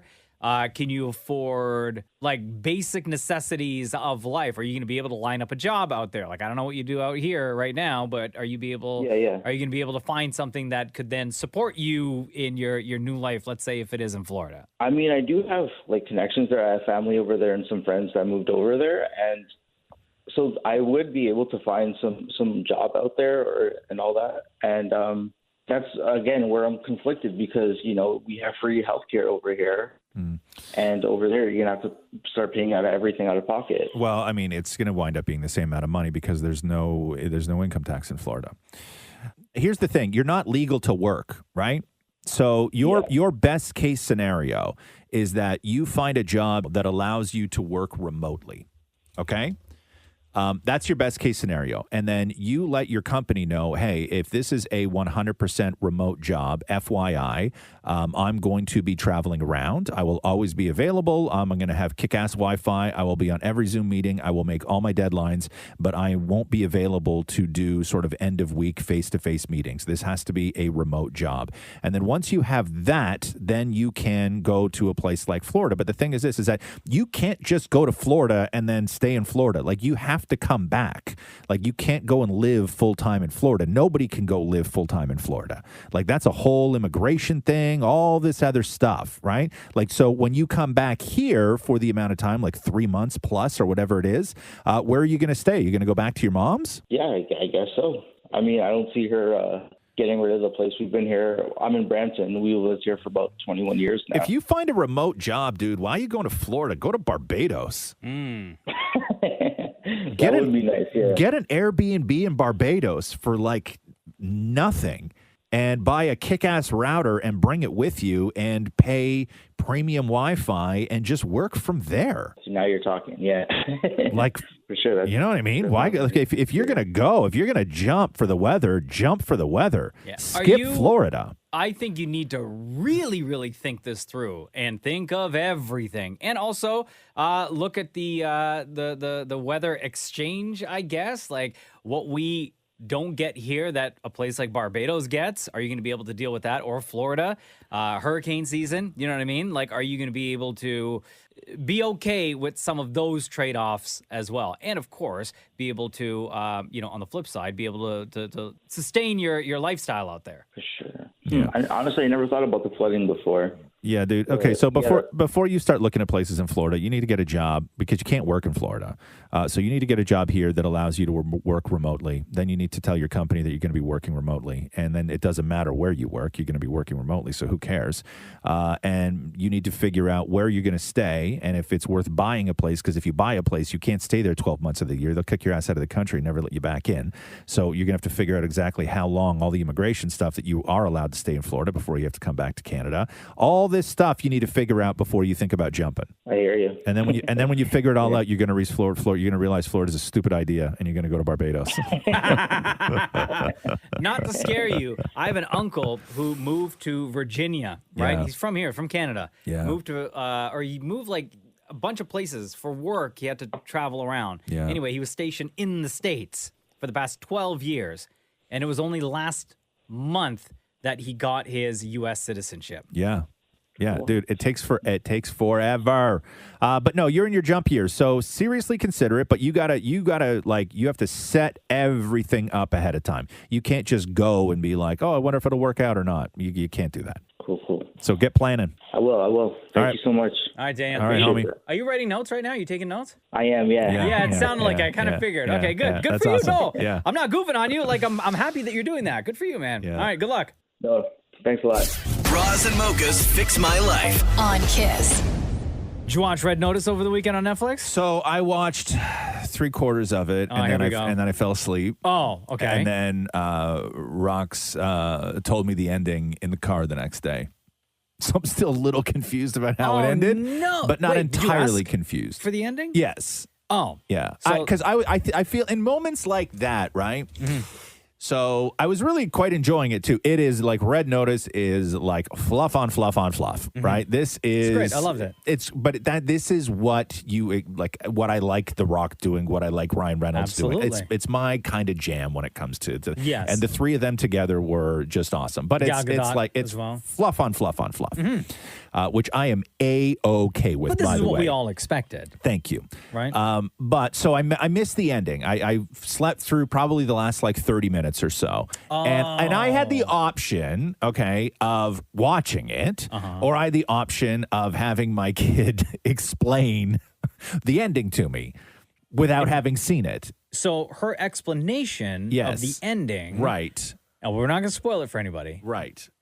But her explanation of the ending, did it make sense to you? Or do you still have questions? I still have questions, but Okay. it made sort of sense. It made sort of sense to me. Okay. Right? Yeah, because it's like she just says like the Rock, Wonder Woman, and Free Guy, right? Like that's Sure. like she's like, and then Free Guy does this, and then Wonder Woman does that, right? So that's exactly how in my mind, I'm like, okay, Free Guy, The Rock, And I don't Wonder know Woman. why I don't know why I only associate Free Guy. Maybe because it's the latest newest, one? it's the latest one. But like Ryan Reynolds has done so many other things. Deadpool? But my kid hasn't seen Deadpool. Sure. Right? Yeah. So I think that she may only. I know loved from it.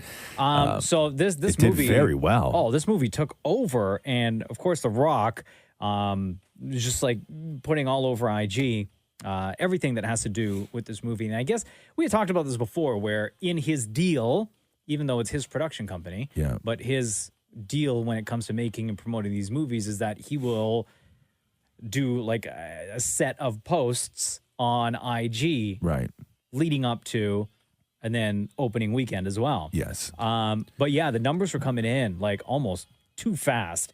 And this is what The Rock said on IG over the weekend. Right, here we are on a Saturday night in the Iron Paradise, the sweaty ass Iron Paradise. I had to shut the music off because I have some amazing news that I have to share with you guys. As you know, Red Notice has opened up around the world, in your homes, in your living rooms, on Netflix. You guys have given us an incredible 92% audience score from 190 territories all around the world. But here's the historic news that I couldn't wait to share with you guys. You have made it official. Red Notice has officially become the biggest opening ever for any movie in the history of Netflix. blown away by that. I love you guys. Thank you so much on behalf of myself, Gal Gadot, Ryan Reynolds, our producers, our writer-director, Ross and Thurber, our Netflix partners, certainly on behalf of $7 Productions. And all this, by the way, in just one day. I love you guys. Thank you. You know I'm breaking out the Terramana Tequila tonight. We're going to party like rock stars. I love you. Keep enjoying Red Notice. More to come. Oh, So what was the previous number one? Was it still Bird Box? I believe Bird Box was the Right. the Yeah, biggest, yeah, and yeah. that was from how many years ago? Yeah, now? like 3 years 2018? ago, something like that. Yeah. Right? Yeah. But if you haven't seen it yet, please go check out Red Notice, starring The Rock, Gal Gadot, and Free Guy Ryan Reynolds. Yeah. And it's actually like quite kid. I mean, if your kid is okay with like profanity, it's actually But quite it's not- kid friendly. But it's not filthy profanity. No, it's Right? not. A couple of S words here and there. Yeah. But you can watch it with your kid, and I Yeah. think that's one of the reasons why it did so well was because it's been a while since you've had access to a straight up sort of what you would consider like family-ish movie with stars that big on a streaming service. Absolutely. Right? Yeah. So congratulations on the success of Red Notice. The Roz and Mocha Show podcast. Big anniversary for my guy Drake. Today, Roz, is 10 years since the release of his Take Care album. The Weeknd, Nicki Minaj, Lil Wayne, Rihanna are on that album. It debuted at number 1 on Billboard. Drake was an absolute monster at that time, even still, 10 years ago. Let's go back to a couple of the tracks that we remember from it. That's just something they know. They know, they know, they know. And I say, hell yeah, hell yeah, hell yeah. You're right, all right. And we say, Oh, I love this song so much. and since you picked up, I know he's not around. Oh, that's a good one, too. Now she want a photo. You already know though. You only live once. That's the motto. Nigga YOLO, and we bout it every day. Like we sitting on the bench, but we don't really play. If you let me, here's what I'll do. I'll take care of you. 10 years since the release of Drake's Take Care album. Picked up his very first Grammy Award for Best Rap Album the following year. And then Rolling Stone ranked it at number 95 on their updated 500 Greatest Albums of All Time list. Wow. 10 years ago, today, Drake dropped Too Good. Or sorry, not Too Good. Take Care, the album. The Roz and Mocha Show podcast. You had snow in your neighborhood yesterday. Yeah. And my sister-in-law sent me a video. She lives out in Vancouver. Oh my God. Was she affected by the... No, not the mudslides or The anything like mudslides? that, but she sent me a video of their backyard. Yeah. And they had like a puddle in their backyard on the grass that was about 1.5 feet deep. Of water or Just mud? water. Just like slush? Water. Oh, Yeah. man, that sucks. Yeah. I saw that they rescued it was like 200 plus Yeah. that were trapped in between, I guess, where two mudslides had just like crazy, man. ended the road. Yeah. Like people couldn't go anywhere. And the mud was like right up against cars. Yeah. Yeah, it's wild. Maury. Scary. I was jealous that Mocha got snow. Were you really? Like, I immediately ran to my tiny little balcony, and there was You didn't no snow. run. I bet you ran. Hey, Maury, that's two. If you run, that's like 2 steps. a small condo. Small condo. I yelled, I'm like, I ran. Matthew, it's snowing. We had no snow downtown. You know when you're doing, when you're like dancing? Sorry. You know when you see your parents dancing? Yeah. Right? Sorry. You know when you see your white parents dancing? Sure. Yeah, okay. Sorry. It took me a long time to get there. And they do that move where they take like the left leg and they stretch the left leg all the way out to the left and then they slide the right one over to meet it, right? That's what Maury could do to his condo. That's Like running this? in your condo. Yeah. People understood what I said more. Yeah. Good job, by the way, gave a though. very vivid description. I know. Obviously, that's Frank's move. Your dad. But yeah, no, because the snow that you had in your neighborhood yesterday Yeah. was pretty, right? Like you sent a video through on the group chat, and it was like these super tall, Very I white. don't know, like cedars or whatever Yeah. they were. Beautiful, right? Like And it was like beautiful, light beautiful snow, just, like, exactly. fluttering down to the Yeah, ground. yeah, it was gorgeous, right? It Yeah. wasn't yet ugly and brown and all that other stuff.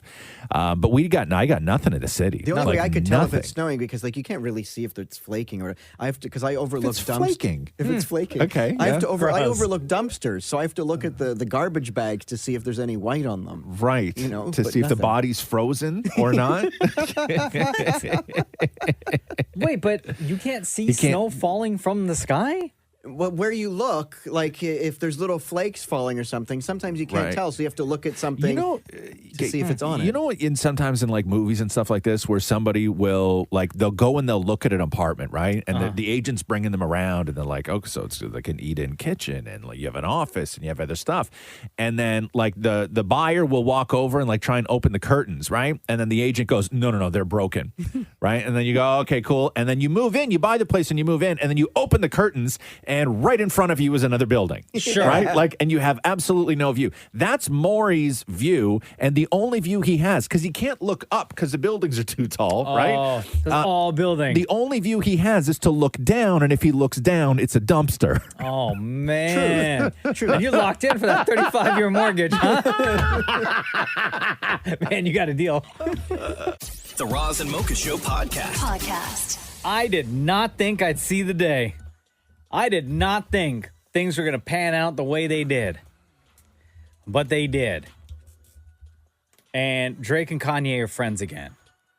And Drake had an event at his place in Toronto last night where Kanye West was there and Dave Chappelle was there on the mic. Yeah, because I guess he just has like a PA set like system hooked up in his house all the time, right? Of course. Yeah. And Drake and Kanye are friends again. Here's what Drake posted on IG, footage of Dave Chappelle in his house on a microphone, standing in between two speakers, talking to a crowd.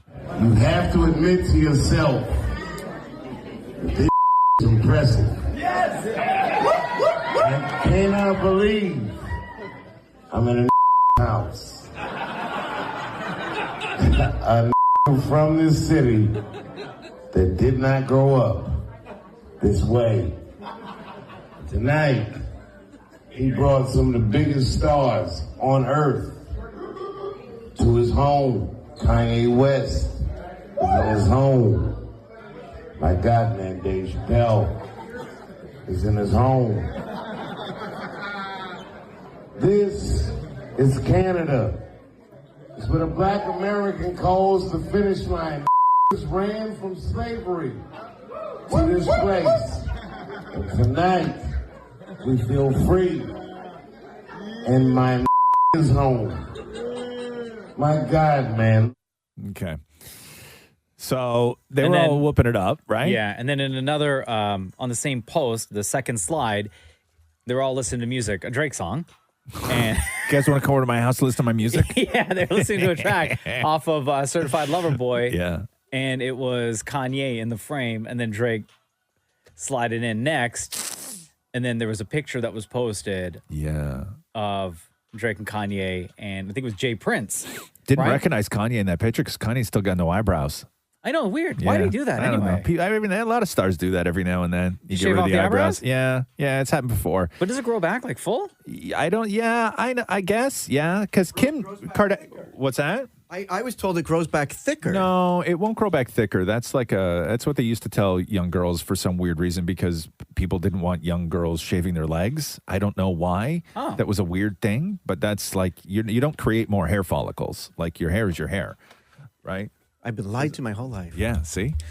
We all have. But shaving the eyebrows is like a thing. And I wonder if it's because Kanye's been hanging out with Marilyn Manson. Because I don't think Marilyn Manson's had eyebrows in about 25 years. Oh, really? I've Yeah. never even noticed. to be Yeah. honest. But And- is and his to- shaved or just painted over? No, they're shaved, man. The man's got no eyebrows whatsoever. So how significant is this? Well, if you remember 2 weeks ago, Kanye was online. It looked like it was a hostage situation. Yes. Standing next to Jay Prince, and he's reading this statement off of his phone. This is Jay and Jay Prince. I'm making this video to address the ongoing back and forth between myself and Drake. Both me and Drake have taken shots at each other, and it's time to put it to rest. I'm asking Drake on December 7th to join me on stage as a special guest to share the 2 biggest albums of the year. So he invites him out on stage. For a benefit for Larry Hoover, who was the Chicago gangster, right? Yeah, and we never, from that time that was posted 2 weeks ago, we didn't hear a single thing from Drake. No. He never posted anything about it online. He didn't publicly say anything until we get to last night's event at Drake's house, where Kanye West is there, and apparently patch things up with Drake and their friends. And it makes sense, too, because Drake wasn't going to post anything after he posted the statement about Astroworld, right? absolutely not, no. And if Drake was going to post something, it had to be significant enough that people wouldn't accuse him of being insensitive to Astroworld victims, right? Sure. So I think that this makes sense. Not that it was deliberate. I'm not saying that in not any at all. way, but I'm just saying that if you're going to post something, you post something like this. It makes me excited only because I'm such a big Drake fan and I'm a Kanye fan, so there's a potential for music, because that's what everyone's talking about online right now, which is, hurry up and put a track together. Wouldn't surprise me if they've already recorded something, maybe so, last night, or maybe they'll do it today. Who knows if Kanye is still in town, is still kicking it at Drake, maybe staying in Drake's in the spare bedroom. Yeah. I still don't think Drake's showing up on that stage for that benefit for that guy. He is though. not. I don't think so either. Hell no. I think this was to alleviate pressure to do that. Yes, this was that. Yes. Right? Yes. Everything that transpired at Drake's place last Yeah. night was exactly what I guess Kanye would have wanted. It was an even compromise. Yes. Right? I'm not going to Fully show up to agree. the benefit. Yeah. But hey, Dave Chappelle's in town. He's going to be at my place. Why don't you come by? Yeah. Yep. Absolutely. Right? That's what, And that's we what I could think, and we too. could talk about this face to face. Yeah. And Also, then, get my makeup artist on those brows. right? I got got a somebody. guy. I got somebody who could help you. And then we'll put a post and just dead the whole situation. Yeah. Right? Yeah. So So maybe you'll get the collaboration. I hope so. Yeah. I'm a fan of both. I'm glad that they're friends again. But Drake and Kanye, allegedly, as of right now, in this moment that we're living in now, are friends again. Yes. The Roz and Mocha Show podcast. There is a massive anniversary today that we should all be celebrating, Roz. Oh, okay. Here we go. Oh. Yes. What's going on in the Rocks world? It was 25 years ago today that Dwayne The Rock Johnson made his debut on television at a WWE event. Okay. That's worth noting, I guess, huh? Of course it is. Yeah, sure. The Rock, third generation wrestler. The Rock, obviously, we know him now as the big, mega, multi-millionaire movie star. Jumanji, Fast and Furious movies, Scorpion King, Central Intelligence, Moana, Red Notice on Netflix right now, Black Adam coming soon. The guy's just a beast in Hollywood. Yep. But he came from humble beginnings. $7. $7 in his pocket with the WWE. He debuted on TV at Survivor Series 96, and he was taking part in a 4-on-4 elimination match, which some of the big names in that match include Jake the Snake Roberts, Triple H, and Goldust. Goldust. The Rock, 8-time WWE champion, 2-time Intercontinental champion, 5-time tag team champion, 9-time Slammy Award winner. Here's what it sounded like when they introduced him at at Survivor Series 96. Now there's going to be the man right there. That's blue chipper right there. You know what? I have to agree with you, Jim Ross. I don't like you, but I got to agree with you. Rocky Maivia is looking good. First third generation superstar ever in the World Wrestling Federation, Rocky Maivia. Wow, and look at this. Rocky he's backing up Hunter Hearst Helmsley. What guts on the part of this young man.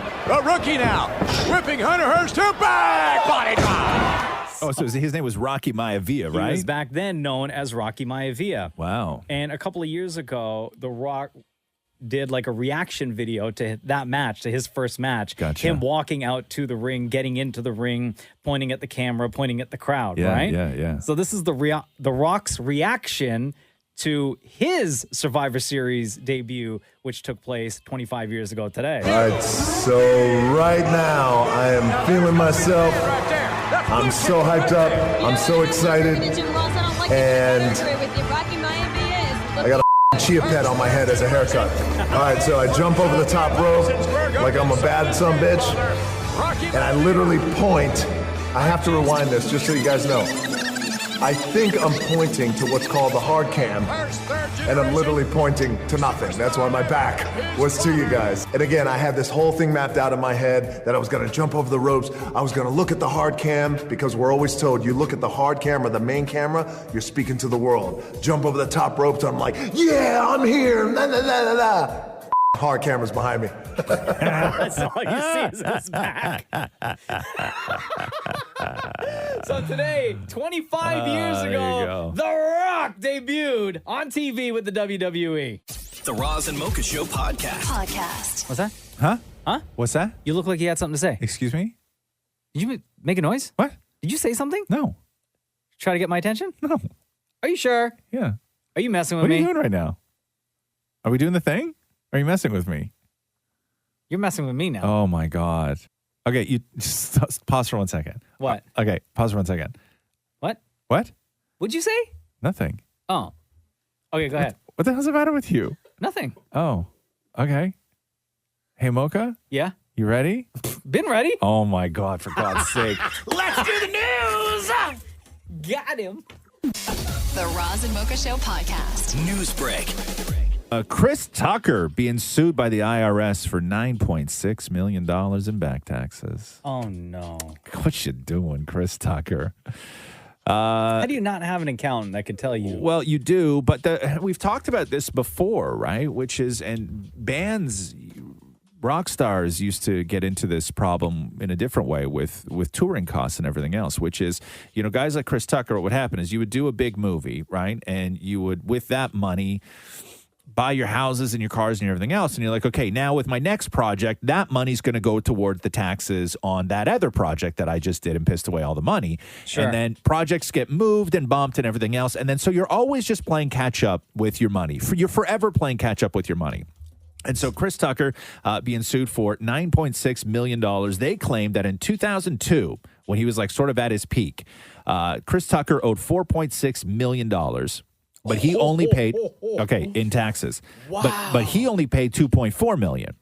In 2006, they say that he paid 1.1, but he owed 2.1. In 2008, the IRS said that he only paid $127,000 when he owed $2.4 million. Wow. And in 2010, Chris Tucker owed $481,000 in taxes, and Chris Tucker paid $4,600.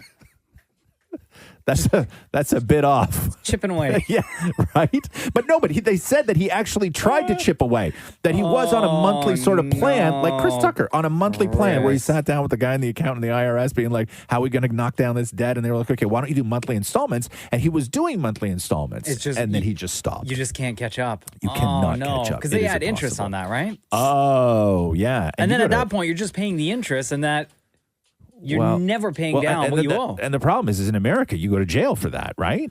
Oh, don't put Chris Tucker in jail. That's where Wesley Snipes spent a lot of his good years. Yeah, that's right? true. For the same thing. Exactly. That's how they got Wesley. Yo, you better sign a deal for like Rush Hours 4, 5, and 6. Right? The Roz and Mocha Show podcast. The Staples Center, the iconic Staples Center,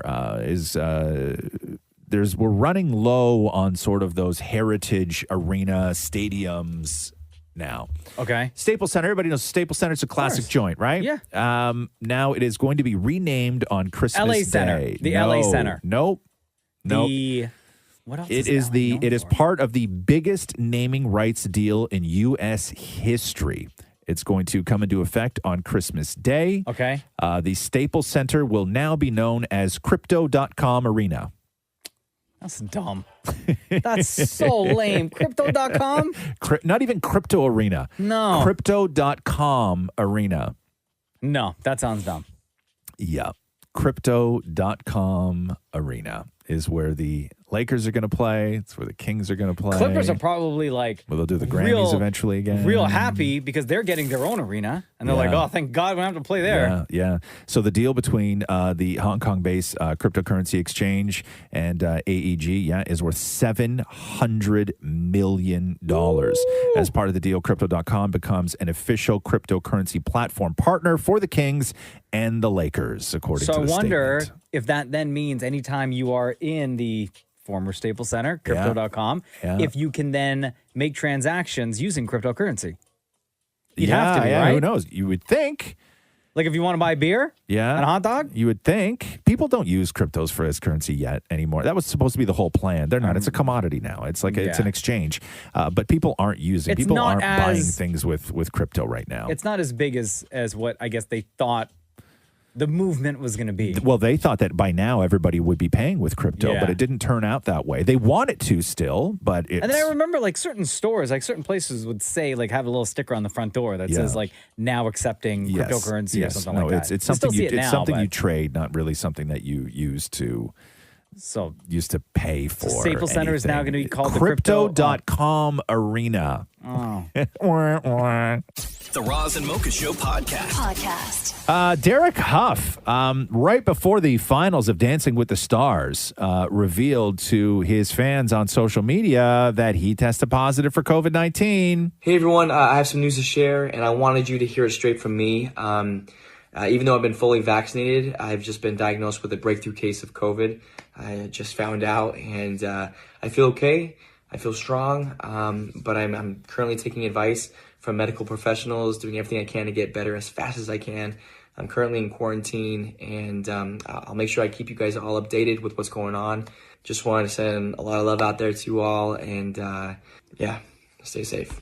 So what, he's going to have to remote in, I guess, right, for the finals? Yeah, what was something like that? The name of that show that it was a talk show, and I guess certain people weren't there live, or maybe they all were not there live, but they were set up on, they had like TV screens that were set up. The talk. Was it the talk? Yeah. But it really, like the way they designed the set, it looked like they were there, even though they were on screen. Bro, the person who did it best, and I didn't even realize it, the person who had the best COVID set was, oddly enough, the Drew Barrymore show.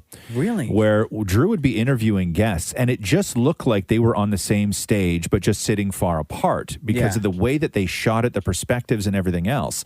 But when you actually watch the show, even on a 2-shot, it looked like Drew was sitting on the stage with her guest. But it's just the way they angled the But it was screens, a giant monitor. Yeah. Drew was on set, but her the guest never was on were. monitor. Oh, but the okay. guests were sitting on a chair that matched the one on her set with a backdrop. It's like a satellite place. So guests would come and they would stick them in this room alone, and they would sit there and do their interviews. That's crazy. Like, it was incredible the way they did it. So I guess they're going to have to do that with Derek Huff. But who was Derek Huff in contact with during the semifinals on Monday? Sitting right next to all the judges, all the other judges. Yeah. So we'll see what has to go on for the finale of Dancing with the Stars.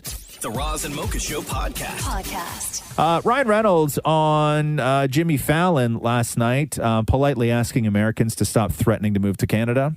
You have to stop saying that you're going to move to Canada whenever you're mad at something in the U.S.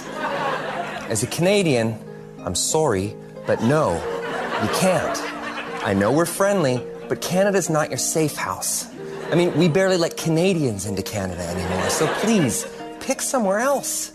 I hear Finland is really lovely this time of year. You have to stop. Do you remember when during the whole Trump election, before he won? Oh, everybody threatening? And everyone was like, I'm going to move to Canada. If Trump wins, I'm going to move to Canada. Yeah. And then nobody did. No, because it's very difficult to move to Canada. Like, Ryan Reynolds is right. Like, it's very difficult. You just stayed there. And you complained and you dealt with it. Yeah. Like, it's very difficult. Like, if you're a single guy, good luck. Yeah. You're not good. Also, no offense, but like. No offense, but what? I don't want Americans here anyway. Well, I mean, come on. Let's not go there. Yeah, I've been there. I wish it was more difficult. You know what I'm saying? Wow. Oh, damn, single Sam. Jeez. Jeez. Single Shem with the feelings. Jeez, just for backstory on that, Shem married an American lady, right? And it was very easy for her to come up here, marrying somebody like marrying. You think it should have been more difficult, right? And very easy for her to leave. And but also very easy for her to stay up here after she dumped you. Wow. Right? Okay. Yeah. No, what? That's facts, though, right? I didn't cross the line. You're right. I'm just sad. Maybe I shouldn't have said dumped. Right? Now that I think about it, that might have been, that was harsh. You retract that statement? Yeah, I retract that statement. Yeah. Left you. Oh my God. The Roz and Mocha Show podcast. Tom Holland made a surprise appearance at a theater with fans last night to debut the Spider-Man No Way Home trailer in Los Angeles.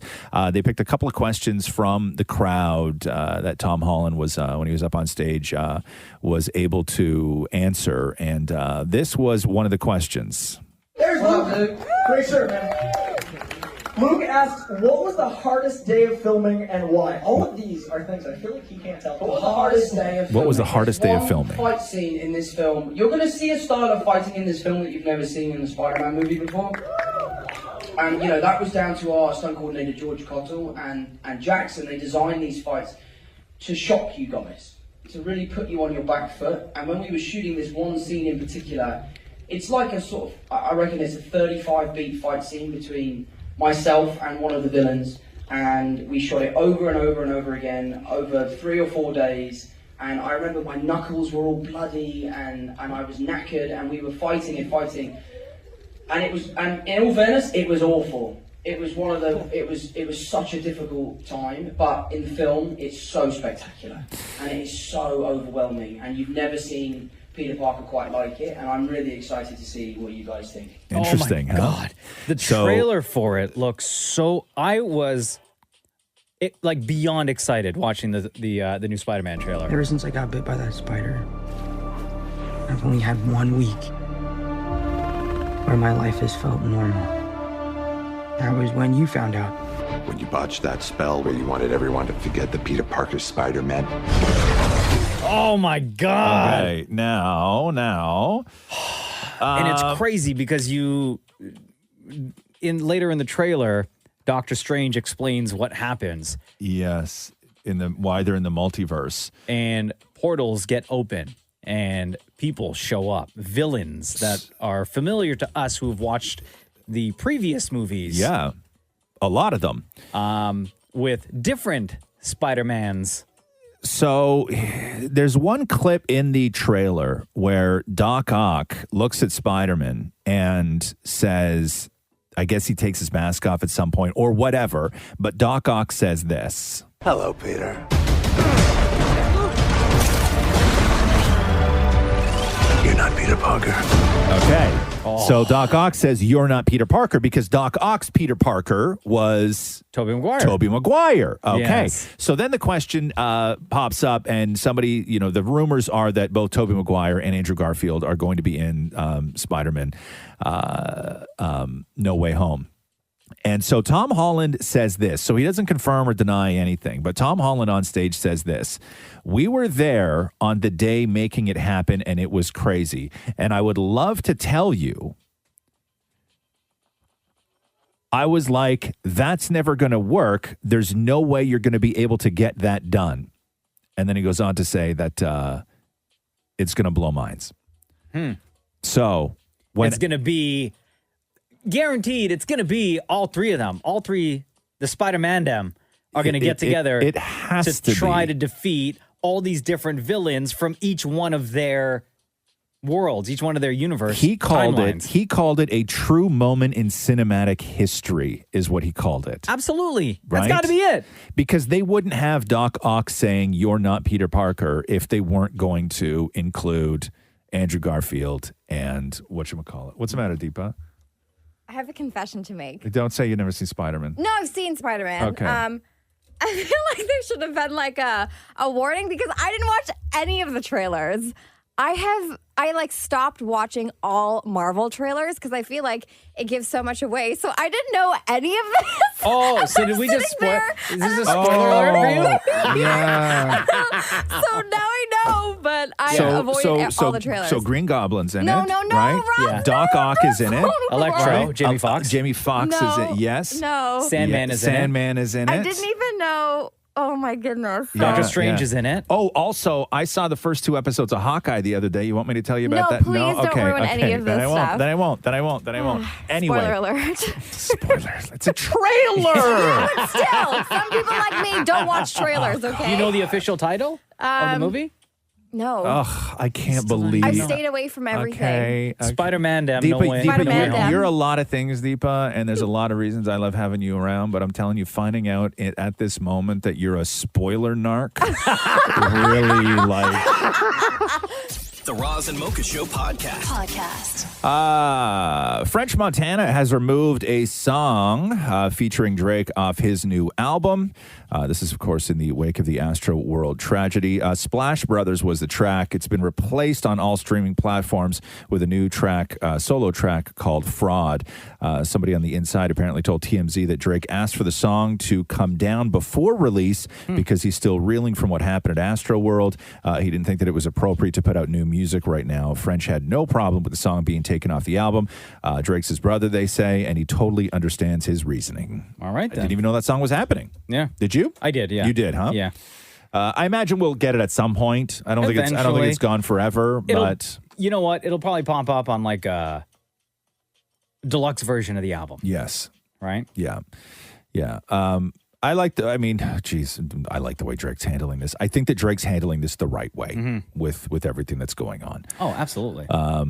What Keep it choice? low-key. What choice does he have? I mean, he's named in lawsuits. Also, like this isn't about right now. I'm still sort of upset about what happened. This is I can't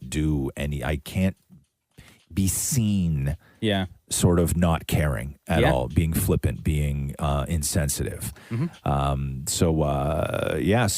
nobody's seen Travis Scott at all. No. He's been missing. No. So the track was called Splash Brothers, and it again was replaced on that. I like French the two of them Montana on records record. together. Yeah, I really, really do. Yeah. The Roz and Mocha Show podcast. Pride is back in Toronto next year. Hey! Yay. However, there's one big change. So it's going to be Pride Month again next year. The parade's going to happen June 24th, 26th, because the last 2 years it had been canceled because of COVID. The schedule is going to be pretty much the same as it has in Pride's past, with the Pride Parade, the Trans March, the Dyke March, all that stuff happening. However, one thing that I did hear, which is a huge change to the parade, is no more floats on flatbed trucks. Really? Nope. Why? Because they're committing to their environmental commitments. They're acknowledging their walking only? I don't know. Or maybe in you get like a hybrid pickup truck kind of thing. Like a bunch of Teslas. Something like that. Yeah, 'cause Pulling you a can trailer. attach the flatbed to something that's electric. No. Well, it's got to be able to sustain that weight. I think that they're looking to get rid of vehicles. Wow. So it's looking like, I don't know how else they're going to do it, because they said that there's still going to be DJs. They said that there's still going to be all this stuff. So I don't know how they're going to cart them down the street, but there will be no flatbed floats. I'm just thrilled that it's back, though. You know those trailers that you can get at like Home Depot or wherever for like $3,000? Yeah. What if they bought a bunch of those? Like the little tiny ones? And attach them to like a Prius.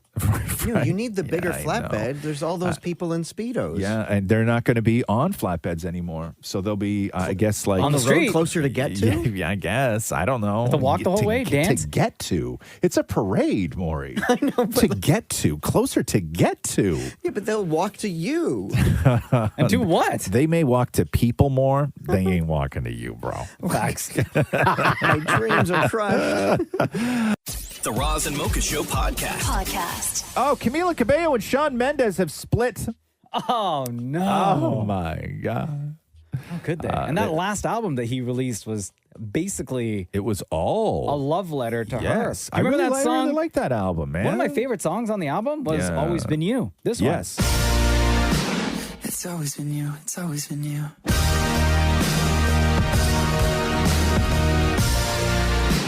It's always been you. It's always been you. No, it's not. Psych, I'm just joking. Now we broke up. What the hell's wrong with the world that this song wasn't a smash? I know. Oh, I listen to don't the words get right here. it. Listen.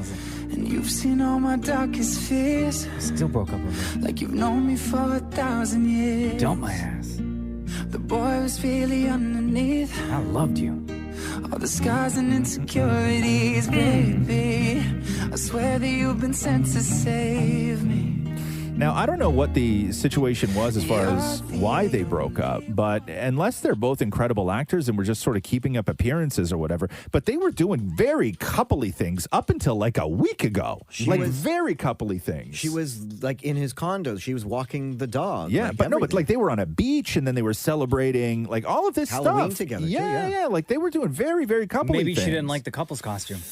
Or she's sick and I tired of don't walking know, his dog.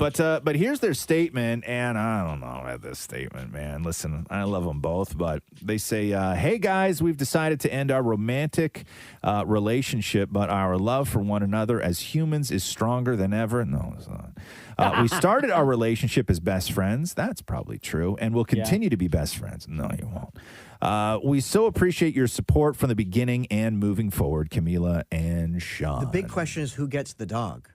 What's his dog? No, Who it gets was a the dog? joint dog. Oh, I don't know, man. It's tough. Going through breakups is tough. But the notion of, well, listen, we started as best friends, we're going to continue as best friends. That ain't happening. That is like a early 20s exclusive, right? Mm-hmm. Like you still believe that when you're in your early 20s that we can still be best friends. And I'm going to go off and I'm going to fall in love with somebody else. And you're going to go off and you're going to fall in love with somebody else. But And then we're maybe still, the four of us can get together. We're in the same city and go we're for still dinner. gonna It'll be great. Best friends. No, you're not. Okay. No guy wants to date a woman whose best friend is a guy. No woman wants to date a guy whose best friend is a woman. Okay. Those are facts. Yeah. They are So, dunzo. okay. Splitsville. Yeah. Finito. Yeah, it's sad though because I mean I really like them both, and I really love that album that he wrote for and everything else. But yeah, so I guess friends it is. The Roz and Mocha Show podcast. Some of the early reviews for Ghostbusters Afterlife. So the 2016 Ghostbusters with the all-female cast, which is my favorite Ghostbusters movie. So good. That Loved it. one had a critic score of 74%. Audience score was terrible for it, but a critic score of 74%. Currently, Ghostbusters Afterlife has a critic score of 67%. Oh, damn. And even the positive reviews aren't like, here, I'll read you some of the. So this is a Are they like, positive. okay? This is a positive review. Okay. Watching Ghostbusters Afterlife, I couldn't help but feel that maybe Jason Reitman should have turned Ghostbusters into a TV series. But given Sony is lacking its own streaming service, I imagine that thought never crossed their mind. Oh. Right. That's a positive review. Here's another positive review. And I imagine somebody who's also making a statement about the 2016 all-female Ghostbusters. He says, Ghostbusters Afterlife is the Joe Biden of Ghostbuster revivals. A good enough, intermittently effective throwback coasting on earnestness of its own sake. And fairly or not, destined to be more successful than a candidate from 2016, mainly by virtue of not being a woman. That's a positive review. So you liked it? So negative reviews, underwhelming, lazy, and just mildly entertaining. There's not much to see in this neighborhood. It might as well have been called Easter Egg the Movie. Oh, wow. Another one, shamelessly catering to fans of the original while giving them nothing new. Its story and humor are so inexplicably calibrated for a much younger demographic than those old enough to have seen the first films when they came out. So I imagine you're going to get a lot of those. You're going to get a lot of, this isn't my Ghostbuster. You know what I mean? You're going to get a lot of that. But yeah, no, I mean, I'm still going to see it. Oh, I'm going to watch it. But yeah, no. So far, mixed reviews, I would say, for and the movie's out now. The Today. new Ghostbusters. That's right. Yeah, it came out today. The Roz and Mocha Show podcast. Adele sitting down with Apple Music's Zane Lowe, talking about 30, which will drop tomorrow. This is Adele's thoughts on her music being used on TikTok. The conversation of TikTok came up a lot, right? So I'm like, TikTok who? Like, you know, they're like, you know, we've really got to make sure these 14-year-olds know who you are. And I'm like, but they've all got mums. They've all got mums, and they've definitely been growing up listening to my music, these 14-year-olds and stuff like that. But it was like, if everyone's making music for the TikTok, who's making the music for my generation? Who's making the music for my peers? I will do that job gladly. I'd rather cater to people that have, like, are on my level in terms of, like, the amount of time we've spent on Earth and all the things we've been through. Then I don't want 12-year-olds listening to this record. It's a bit too deep.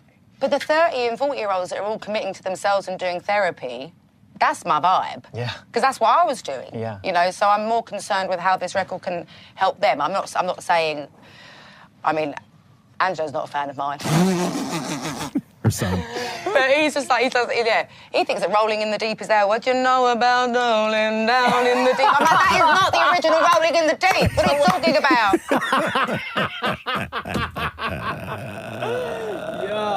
I don't know, man. I love Adele so much. Yeah. She is so awesome. Yeah, I am she's looking great. forward to this album. I cannot wait.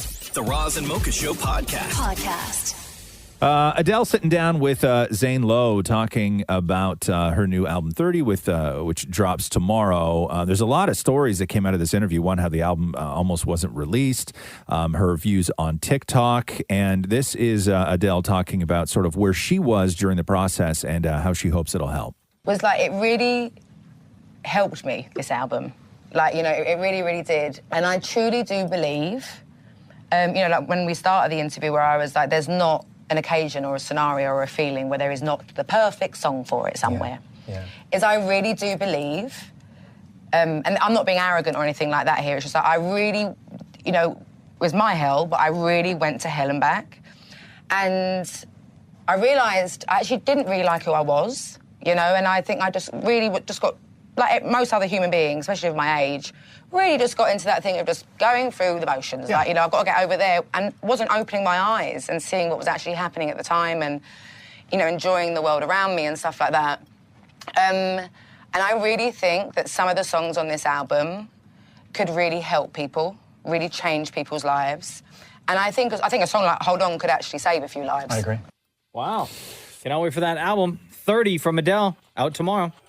The Roz and Mocha Show podcast. The Pam and Tommy, Pamela Anderson and Tommy Lee television show that's set to hit Hulu on Feb 2nd. I don't know where it's going to air in Canada, but it's set to hit Hulu in February. They released the trailer. So this is Lily James and Sebastian Stan. Also, Nick Offerman's in it. Taylor Schilling's in it. Andrew Dice Clay's in it.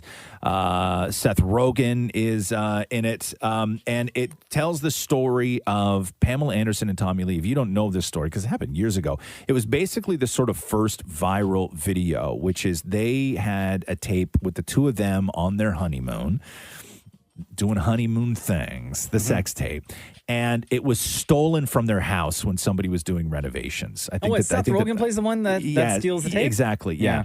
And then it gets released, and the whole story was that they couldn't stop it from being released. Like, that was the whole wildness of the Pam and Tommy video, was at the time they were told, suck it up, it's going to happen one way or another. And so this is the woman who directed I, Tonya is the one who directed this TV show. So it is funny, like it is sort of humorous, but here's a little bit of the trailer. Oh, by the way, the girl that plays, who's it that plays? Lily James. Lily James as Pamela Anderson? Yeah, very good. Looks and sounds just like her. Yeah. What is this? Just fast forward. Who's this guy? That's Tommy Lee's the drummer from Motley Crue. Where did you get this? Just keep going forward. So they're watching the tapes. Holy that's Pamela Anderson. Yeah, just keep going. Go back. Whoa. Go back. Play. And then this part is the honeymoon tings. No, nothing near enough. There we go. So, yeah, so that's the... Hold on, wait, listen to her voice. Listen to her voice right here. What the hell is this? Yeah, I know. She's really good. Yeah, her discovering that the tape is out there on the internet. So it'll that's dropping again on February 2nd, 2022. The Roz and Mocha Show podcast. So before Simu Liu shot to superstardom because of Shang-Chi, he was sitting around watching Netflix, and he tweeted out that he was watching the latest season of Selling Sunset. Mm-hmm. And then Chrishell Stause from Selling Sunset wrote him being like, hey, thanks, that's awesome. And he wrote her being like, hey, big fan. And then she asked another question a little while later, and then he chimed in, and then they sort of started this friendship. And then he said, oh, by the way, I may be in the market to look for a new house. And then she said, well, hey, if that's the case, just let me know. And then she goes, listen, I understand that this can be a question that you ignore, but I absolutely have to ask if you'd be willing to do this while filming the show. No pressure. I'll help you either way. What? So apparently Simu said yes. What? And is going to be on season 4 of Selling Sunset. Good for you, dog.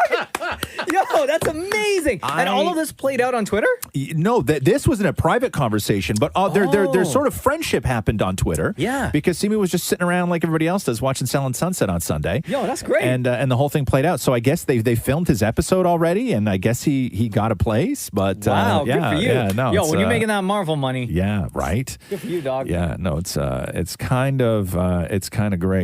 The Roz and Mocha Show podcast. Hey, if you are in the market, Mocha, for a bus. A bus? Okay. You can buy because transit bus? Greyhound went out of business, right? They're permanently shutting down after 92 years. And they have a bunch of buses from 2006 and 2007. Normally, when they would retire a bus, they would just pull it apart and use it for bus parts, also making transformers, I imagine. And now what they're doing is they're selling off all their buses. For how much? Well, here's the thing. Do you know how much these are, Maury? Because they only quoted the one, they don't actually give, because it's an auction, right? So I imagine there's going to be some sort of starting bid. But they did say in this article that I was reading anyway, that somebody on Kijiji was listing a similar size bus for $95,000. And it comes with the logo on it, too. I know, which you'd have to paint off immediately otherwise. Oh, no, leave it on. No, I don't think it'll come with the logo. Will it? Yeah, they said some come with old logos. Yeah. But isn't that like but a then trademark? that's a you problem. Exactly. Yeah. Right? No, I'm not. You think I'm goo-gunning a Greyhound? Right? I would have no fingernails left. Oh, man, that's a lot that you have to Right? use. Hold on a second. So...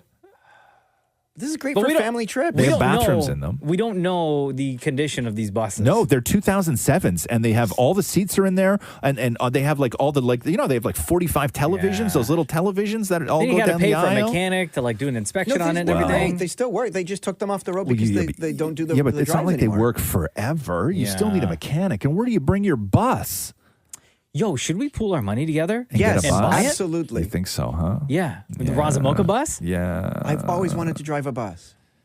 You're the worst driver in this room. Yeah, There's you are no not way. getting behind the wheel of a bus more. Yeah. Also, you continue to I've been pass. driving for a minute, Maureen. I'm a way Roz better and Mocha driver Show than makes you dreams are. happen. No, not that dream. Okay, we make a lot of dreams happen, Maury, but I'm going to tell you, be honest with you, Maury's bus dream might be on the list. It is very low on the list. And now it's time for Ask Roz and Mocha. One of our favorite parts of the podcast is answering the questions that you've submitted through Instagram. Hello, Elizabeth. How are you? I'm good. How are you? Good. Welcome to the Roz and Mocha Show podcast. What is your question? My question is, do you remember, how old were you guys when you went on your first date, and do you remember where you guys went? Well, what's your answer? I went on my first date. I recall going, we went to the movies, but I don't know where we went. I know the theater, but I don't recall what movie we went, and I was about 14. Yeah, I'd say around the same, 13, 14 years old, and it was definitely a movie date. Ooh, Maury, your first date, My Maury? first date was with my first boyfriend, and I drove to Brantford where he lived, and he took me to Taco Bell to show me where he worked and taught me how to make a taco. Oh, that's actually quite romantic. Yeah, and the terms that they use. Yes. Like where So he wait, stood was- so how old are you? I was 17. 17. Yeah. Yeah. And out at this point, right? Yeah, Yeah, out you at were. this point. Okay. And he walked me through and taught me how to do. And then we went to the Dairy Queen, the oldest Dairy Queen, which is in Brantford. And we Yeah. sat out there. And one of his friends that worked at the Taco Bell came by. And it was like that small town feel where everybody knows everybody. Oh, excuse me. And then we got booze and went to a park and drank in the park. Right. And was there any making out at all? No, but the cops drove by and we got scared. Wow, so hot. So wait, did he know he was on a date, or did he just think that he was your pal? No, it was a date. It was It was a absolutely date. a date. It was yeah. absolutely a Yeah, date. 'cause that's when Neither of you tried to lean in for a kiss? No, but when we went home, then I had my first kiss, and then we went into the shower and played Madonna and showered together. Okay. Oh, but you guys wait a had your second. clothes on, though, Wait, right? That's still Is the that what same you- date. It's all the same day. So when I asked you if there was I a thought you kiss, meant you in the said park no with everybody. No, like the whole date. Afterwards, privately at home. Okay, so Oh. you. But was this when you guys were like still in your jeans or your underwear or something like that, sitting on the bathtub floor? Yeah. Absolutely. With the water falling down on us. Wait a What second. song by Madonna were you listening to? Frozen. Okay, so hold on here. So wait, you guys decide to. You still have your underpants on? Yes. Okay. Because And wet full underpants. pants or just underpants? No, underpants. Because Oh, okay, wet underpants is hot. Excuse me. Have you ever seen it? Oh, you mean looking like somebody else wearing wet underpants, Yes. not wearing wet underpants? No. Wearing wet underpants is awful. Yeah. It's very uncomfortable. It's like heavy, makes you look Especially like you when pooed. you're wearing felt boxers. Felt boxers. Wow. You pulled out the pause, date Pause boxers? for 1 second. Pause for 1 second. Do you mean velvet or felt? No, I mean like that sort of that nice or silk. Felt? No. Felt is what they make stuffed animals out of. Yeah, but it feels like that. I don't know what it's called. Okay, flannel. Flannel. Okay, not felt. Okay. So you were wearing flannel. So you went on a date and your sexy underpants were flannel boxers? Absolutely. What was he wearing? Oh, he's wearing tighty whities. Oh, okay. Okay. And so you got in there in shorts, basically, right? Yeah. That probably weighed about no. 8 pounds, soaking, Yeah, soaking wet, right? All Oh, pulling them up on the side and sagging and stuff. So what? You guys made out, and then when it was all over, right? Like I assume you took your wet boxers off. We had to run into his bedroom because his mom came home. So how did you get dressed to go home after? No, Like- I slept over. Oh, you slept over. But we had to run because we heard the door opening in the house. So we had to run into his bedroom because that would be weird if she walked in. We were And both you in got the shower. you got into his bed with wet boxers. No, there's towels there. So I took he closed the door of his bedroom and I Yeah. dried off or whatever. And then I got into my pajamas and then we went into the living room and she You made had tea. pajamas with you already? Yeah, I packed a night bag because I'm driving to Brantford. That's like an hour and a half away. Oh, so you had planned to stay there for the night? Absolutely. Okay. How did so- you drive to Brantford? What car? Oh, I drove a station Live Eye truck. Oh, you And I borrowed one parked from that- the station you worked at the time. And I parked it in the front of his house like a Live Eye truck with the satellites on the roof. while you guys were inside in the shower. Yeah. But didn't his mom ask, like, why is there a news truck in front of our house? She knew. Yeah. And this is the same mom who, after we broke up, I then sent her apology letters that it didn't work out. You sent them. You always overstep. You have never not Yeah. overstepped in your life, huh?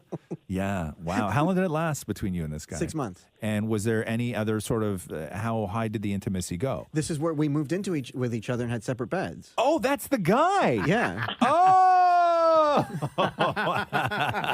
With your felt underwear. Interesting. How about you, Roz? What Yeah, was same as your- Maury's. Exact same. I don't even have to tell my story anymore. The exact same. Elizabeth, love you lots. Thank you so much for joining us on the podcast today. Thanks for having me. All right, ya. take Thanks. care. Cody says here, actually, Shem, we're going to need you for this. Cody says, after hearing Shem's rap for Roz's birthday and dying at the lyrics, does Shem think he is a better singer or lyricist? Oh, wow. You know what? I'm going to go lyricist. Yeah. Because it takes a little bit to put together some of those songs and whatnot. And Roz's birthday song was kind of easy because you provide a lot of material, dude. I'm easy. Well, be honest. no, but you know what? I would say lyricist. Definitely a lyricist. Yeah. Huh. Interesting. Mark said, what? I was going to say Michaela's question. Huh? The last question. Michaela? Yeah. Who smells the worst? Oh, what does that mean? Like who Like smells? you have to go around and smell us, I guess. Oh, No, I didn't take it as that. I took it Just as somebody's in like general. No, they're like say not it. Not who has the worst smelling. Like I just say who's I- like in who? general, who smells the worst? Oh, I took it as like right now somebody goes around and smells Not each it. other. Okay, so I will say no because then it's just one person's opinion. Yeah. I can rank it. I can rank it right now. What, okay? Should we all just go around smelling each other? No, we're not doing that. Maury, No, I'm stop good being with so that. weird, man. Okay. I'm not being weird. She Okay. asked the question. Okay, but then she would need to be the one that comes in and determines it. Yeah. Otherwise, we're all just gonna smell each other and then just go, it's not me, it's not me, it's not me, it's not me, which doesn't do anything. So I'm gonna rank it right now. Okay, on who smells from the best to the worst. I'm gonna say that Shem smells the best. Agreed. I'm gonna say Mocha, you smell second best. Thank you. I'm gonna say that then it's Maury, then it's me. Oh, you think you smell the worst? Yeah, because I'll tell you why. Because I like for most of, not necessarily in here, but let's say by the end of the day, Yeah. who smells the worst, right? It's hands down going to be me, because I will come in here and do this show, and then I will leave here, put on other clothes, go and stand on a television set and sweat, and put hair product in that I then sweat through, and all of this sort of stuff, and then it's just not good. By the time I get home at the end of the day, I guarantee you I smell worse than all of you. It's at the TV Like studio. sometimes my butt smells. Like sometimes I can smell really? my own butt. Oh no! Yeah, Even while you're on TV set. On the TV yeah, set?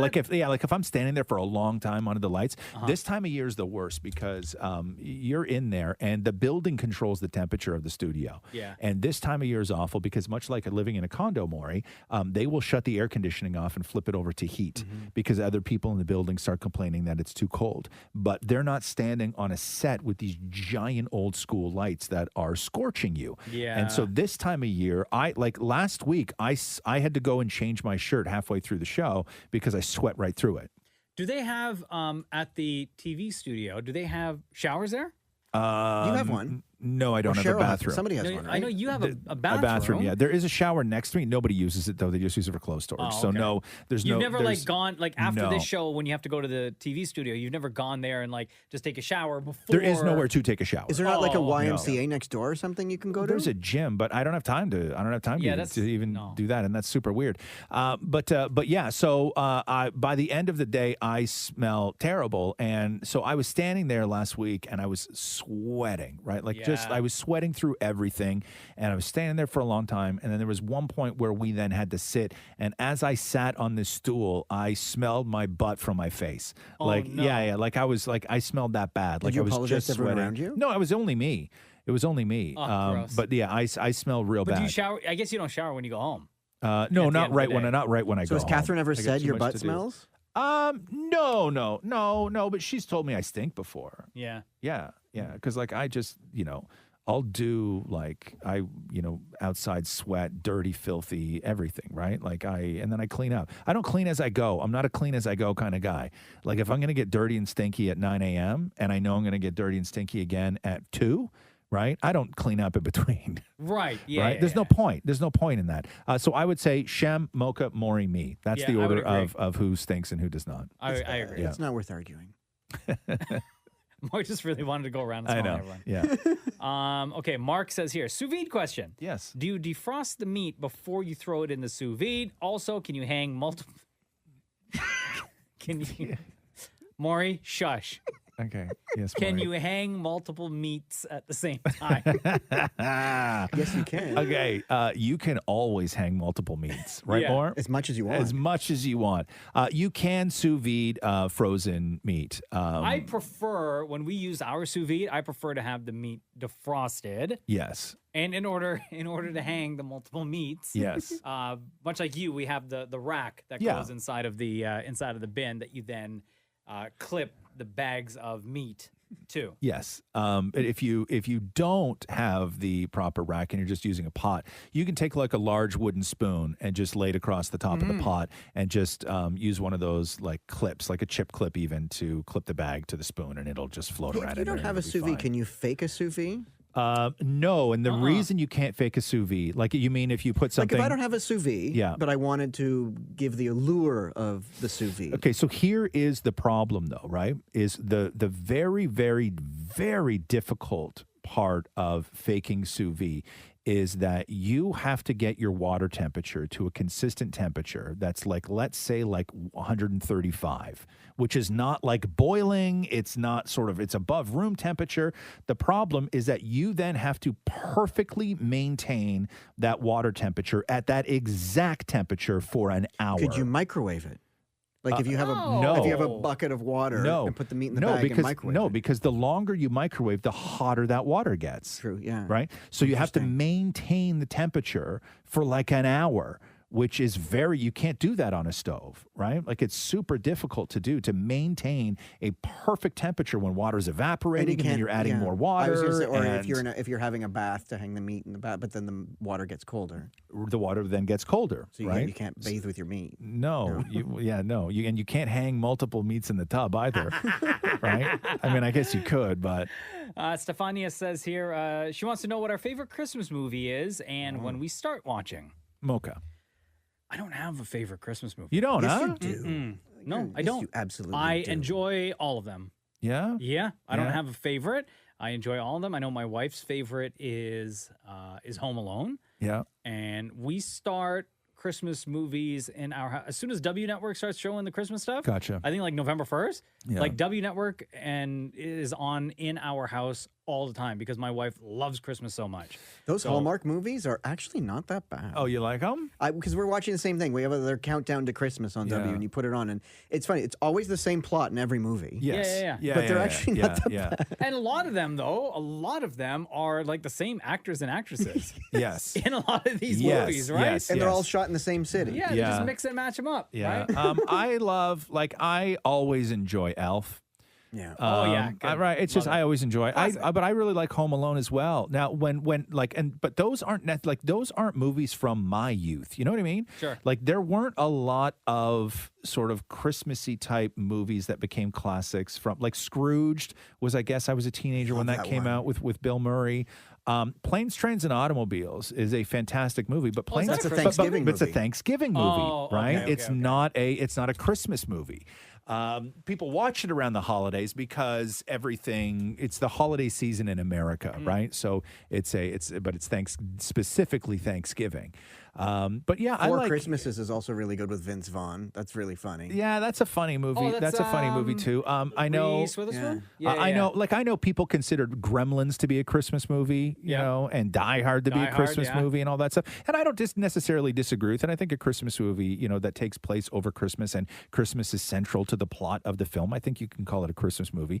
But Gremlins is a real difficult Christmas movie, and it's one of the ones that I know, like a lot of Gen X parents, you know, were dying to show their kids. And then you realize that the ultimate spoiler is in Yes. Gremlins, Yeah, right? yeah. And so you can't show it to your kids not at all. because you don't remember that from when you were a kid, right?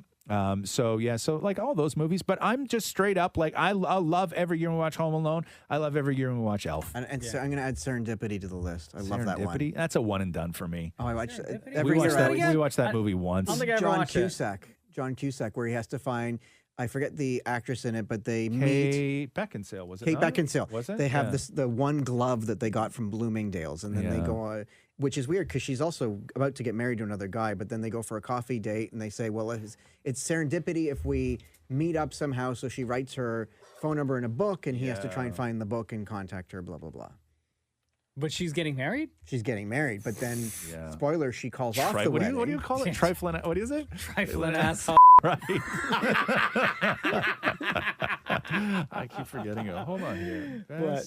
Let me look this up. Christmas. Like best Christmas movie But ever? which Home Alone? I'd say Home Alone Movies. 2 is the better one. Oh no, definitely not for me. No, I No, prefer no. part one better. I rented both Or of them this more, weekend. Aren't they on streaming services for free? Yeah. Not anymore. No, you have to pay $5 for them. No, they're free on one of them. No, I checked. I speak into my remote, and the options were Disney Plus or on demand for $5. So Disney I don't Plus. have Disney Plus. Well, so I had that's to- what so I just said. Aren't they on the? Oh streaming yeah, but services you have to for pay free? for that too. Oh, but you yeah. don't have Disney Plus? No. I thought Interesting. for sure you would. I had it for a bit, but it just got too expensive. Yeah, they upped the price. Oh, here's a great Christmas movie, but it's like totally adult, whatever. Okay. So Trading Places years ago was one of my favorite Christmas movies with Dan Aykroyd and Eddie Murphy. That's right? a classic. That is yeah. a classic Christmas movie. Here's a couple other ones that I. What's the one where if every time a bell rings, an angel gets its wings? It's a Wonderful Life. Yeah. Yeah. No, I don't know. That's my mom. Jesus, Maury, how old are you?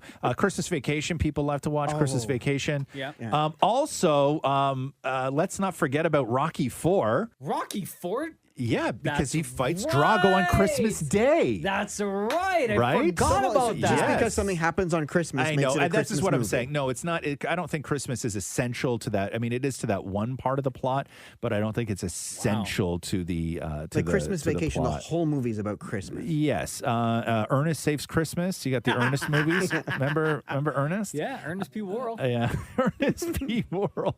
I introduced Roxy to those Ernest movies, man. And? Oh gosh, she loved them. Yeah. Because like you remember the scene where he's like unplugging the toilet, Yeah. right? Yeah. So she loves like the Ernest. She loved the Ernest movies, and then also introduced her to like Naked Gun and the airplane movies and stuff like that, where it's all sight gags. Did you ever show her that picture? Remember that when John Cena combed his hair a certain way, and then everyone was saying he looked like Ernest? You should show her that picture. Also, A Christmas Story I love a lot. That was a With the leg lamp. Yeah, with the leg lamp. It's a classic movie. Christmas Vacation was the 80s. Scrooged was the 80s. One Magic Christmas. I don't know what that is. A Brady Christmas. No, thank you. Die Hard's on the list. Oh, is A Nightmare Before Christmas a Christmas movie? Or a Halloween movie. See, because it's a Halloween movie, but it's about Christmas. Right. Yeah, that's part of the one of those sort of like movie nerd debates is whether you watch Nightmare Before Christmas on Halloween or whether you watch it at Christmas. Oh, what, Halloween? Why? Because they're skeletons? Yeah, because it's a Halloween movie, but it's about Christmas, right? Well, then it's a Christmas movie. Is it though? Because it's essentially like Scrooge. That's what it's technically about, Mr. Skeleton. Yeah, I don't know if I've ever seen the whole thing all the way through. I've never to be watched honest that with you, movie. Never. And I've probably watched like 3 documentaries about the movie, but I've never actually seen the movie. That yeah, new one on Netflix, the movies that made us. And that was like the 2nd or 3rd documentary I've watched on that movie. Yeah. All right, we'll end on this one. Chris wants to know, what do you miss about the 90s? Oh, geez. Very little. The drink Orbits. Orbits? Oh, that was my favorite drink. Was that they had like little little dots with the flavors, and as you drink it, the dots like these things shoot to the back of your throat, and that had the flavor in it. Wow. I'll tell you what I miss about the 90s was anonymity. Mm. Who's that? You don't know what anonymity is? No, that like all the sort of dangerous, awful things that you did in the 90s at this point in your life are just hearsay, right? Yeah. There's no facts. There's no permanent record about any of that stuff. But you were like, you could, but it was the 90s. So it wasn't the 80s and it wasn't the 70s. Like it was the 90s and things were progressing and, cultures were coming together and like all of this stuff, right? Great music was being released, everything. But you still weren't a permanent record. You could still go out, have fun, do crazy stuff and not, lose your job over it. And when you wrote a love letter, it was an actual letter. It was an actual letter. Yeah, exactly. Yeah. So I miss innocence. Your innocence? Yeah. When did you lose your innocence? Like what when was the you moment? were able to just do whatever and you were not accountable for anything. Isn't that not what I literally just said? I swear this guy doesn't listen. Is that what you meant? Is that what you meant? Is that what I said? It sounded like it. Honestly.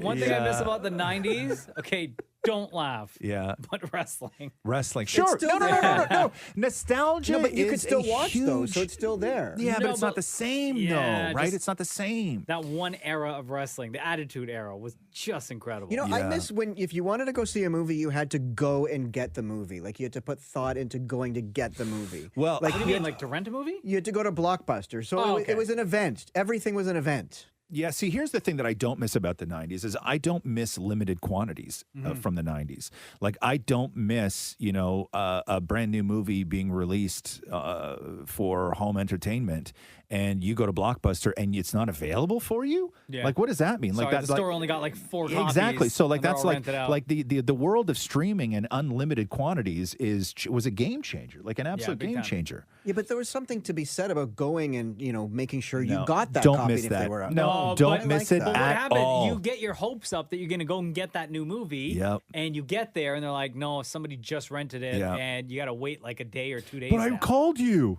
I Yeah. reserved. No, I do not miss that at Or the only way to see all. movie trailers was in the theater because like the yeah. TV, like it wasn't on. But do there you was no miss YouTube. that though? I know there's just something to be said about. You don't I can't miss wait it. to see that. Yeah, or- but you don't miss that more. There's no way you miss having to go to see a movie you don't really want to see just to see the trailer for another movie you do, right? There's And no then way. especially when it comes We out gotta on get there VHS. early for the I'll coming tell you attractions. another thing about the 90s that I'll tell you that I do not miss was having to go to a movie 45 minutes early. to get a good seat? before To get you to get a good seat. Before you could reserve your seats. Yeah. Now, as soon as they started putting numbers on seats, that was a game changer Big for time. movies. Oh, like a game. love. And also, I'll tell you the other thing that I don't miss about the 90s. Was it the 90s? Yeah, I would say that. I would say the mid 90s was that there was a time where you went to a movie theater where your only options for food were popcorn and candy and soda, right? The day that they introduced nachos and cheese was like life-changing. And Burger then, King. and then you got like Burger King and Taco Bell and New York Fries and Pizza, like all these places. But back in the day, it was popcorn or licorice. Yeah, I wonder if it was because too many people were sneaking in their own food. No, do you know what it was? Mocha's probably right. No, for years, the notion was that anything aside from popcorn would be too revolting of a smell, and people would complain. No, but I Right? think Mocha's right, because then people would sneak it in anyway. So if you're going to sneak it in anyway, buy it from us. No. It was wild because the reason they never sold chips was because they always said chips were too loud. That you were going to distract the people beside you, and then somebody was just like, "Screw that, nachos and cheese." And then, oh my God, I would get double cheese in the containers with those Yeah, round. I wouldn't want the salsa. Just give me two cheeses. Just give me 2 cheeses, right?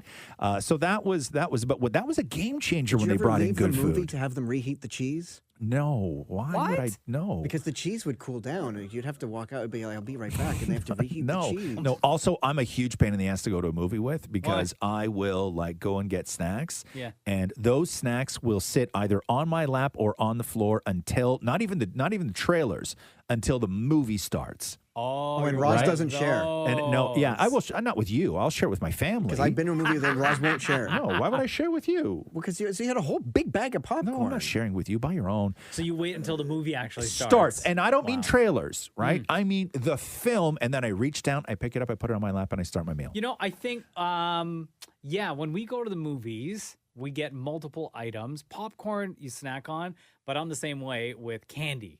Because I always get candy. I wait until the movie starts to open the candy. But like during the trailer and everything else, I'll have drink my drink and I'll have some popcorn and everything else. But it's always the candy that I wait until the movie starts. Do you ever pour the candy into the popcorn? I have never done that. That's what people do. Yeah, they do. They do peanut M&Ms in the popcorn. People like that. I'm not a fan. That way you get both flavors in your mouth at the same time.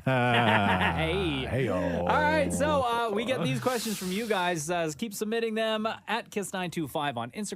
We'll post a picture that reads, Ask Roz and Mocha, and we'll have one of you join us on the phone to ask your question, just like we did Elizabeth earlier today. This has been the Roz and Mocha Show podcast. Thanks for listening to the Roz and Mocha Show podcast. Catch the guys live Weekday mornings from 6 to 10. on Kiss 92.5 Kiss925.com. or download the Kiss 92.5 app.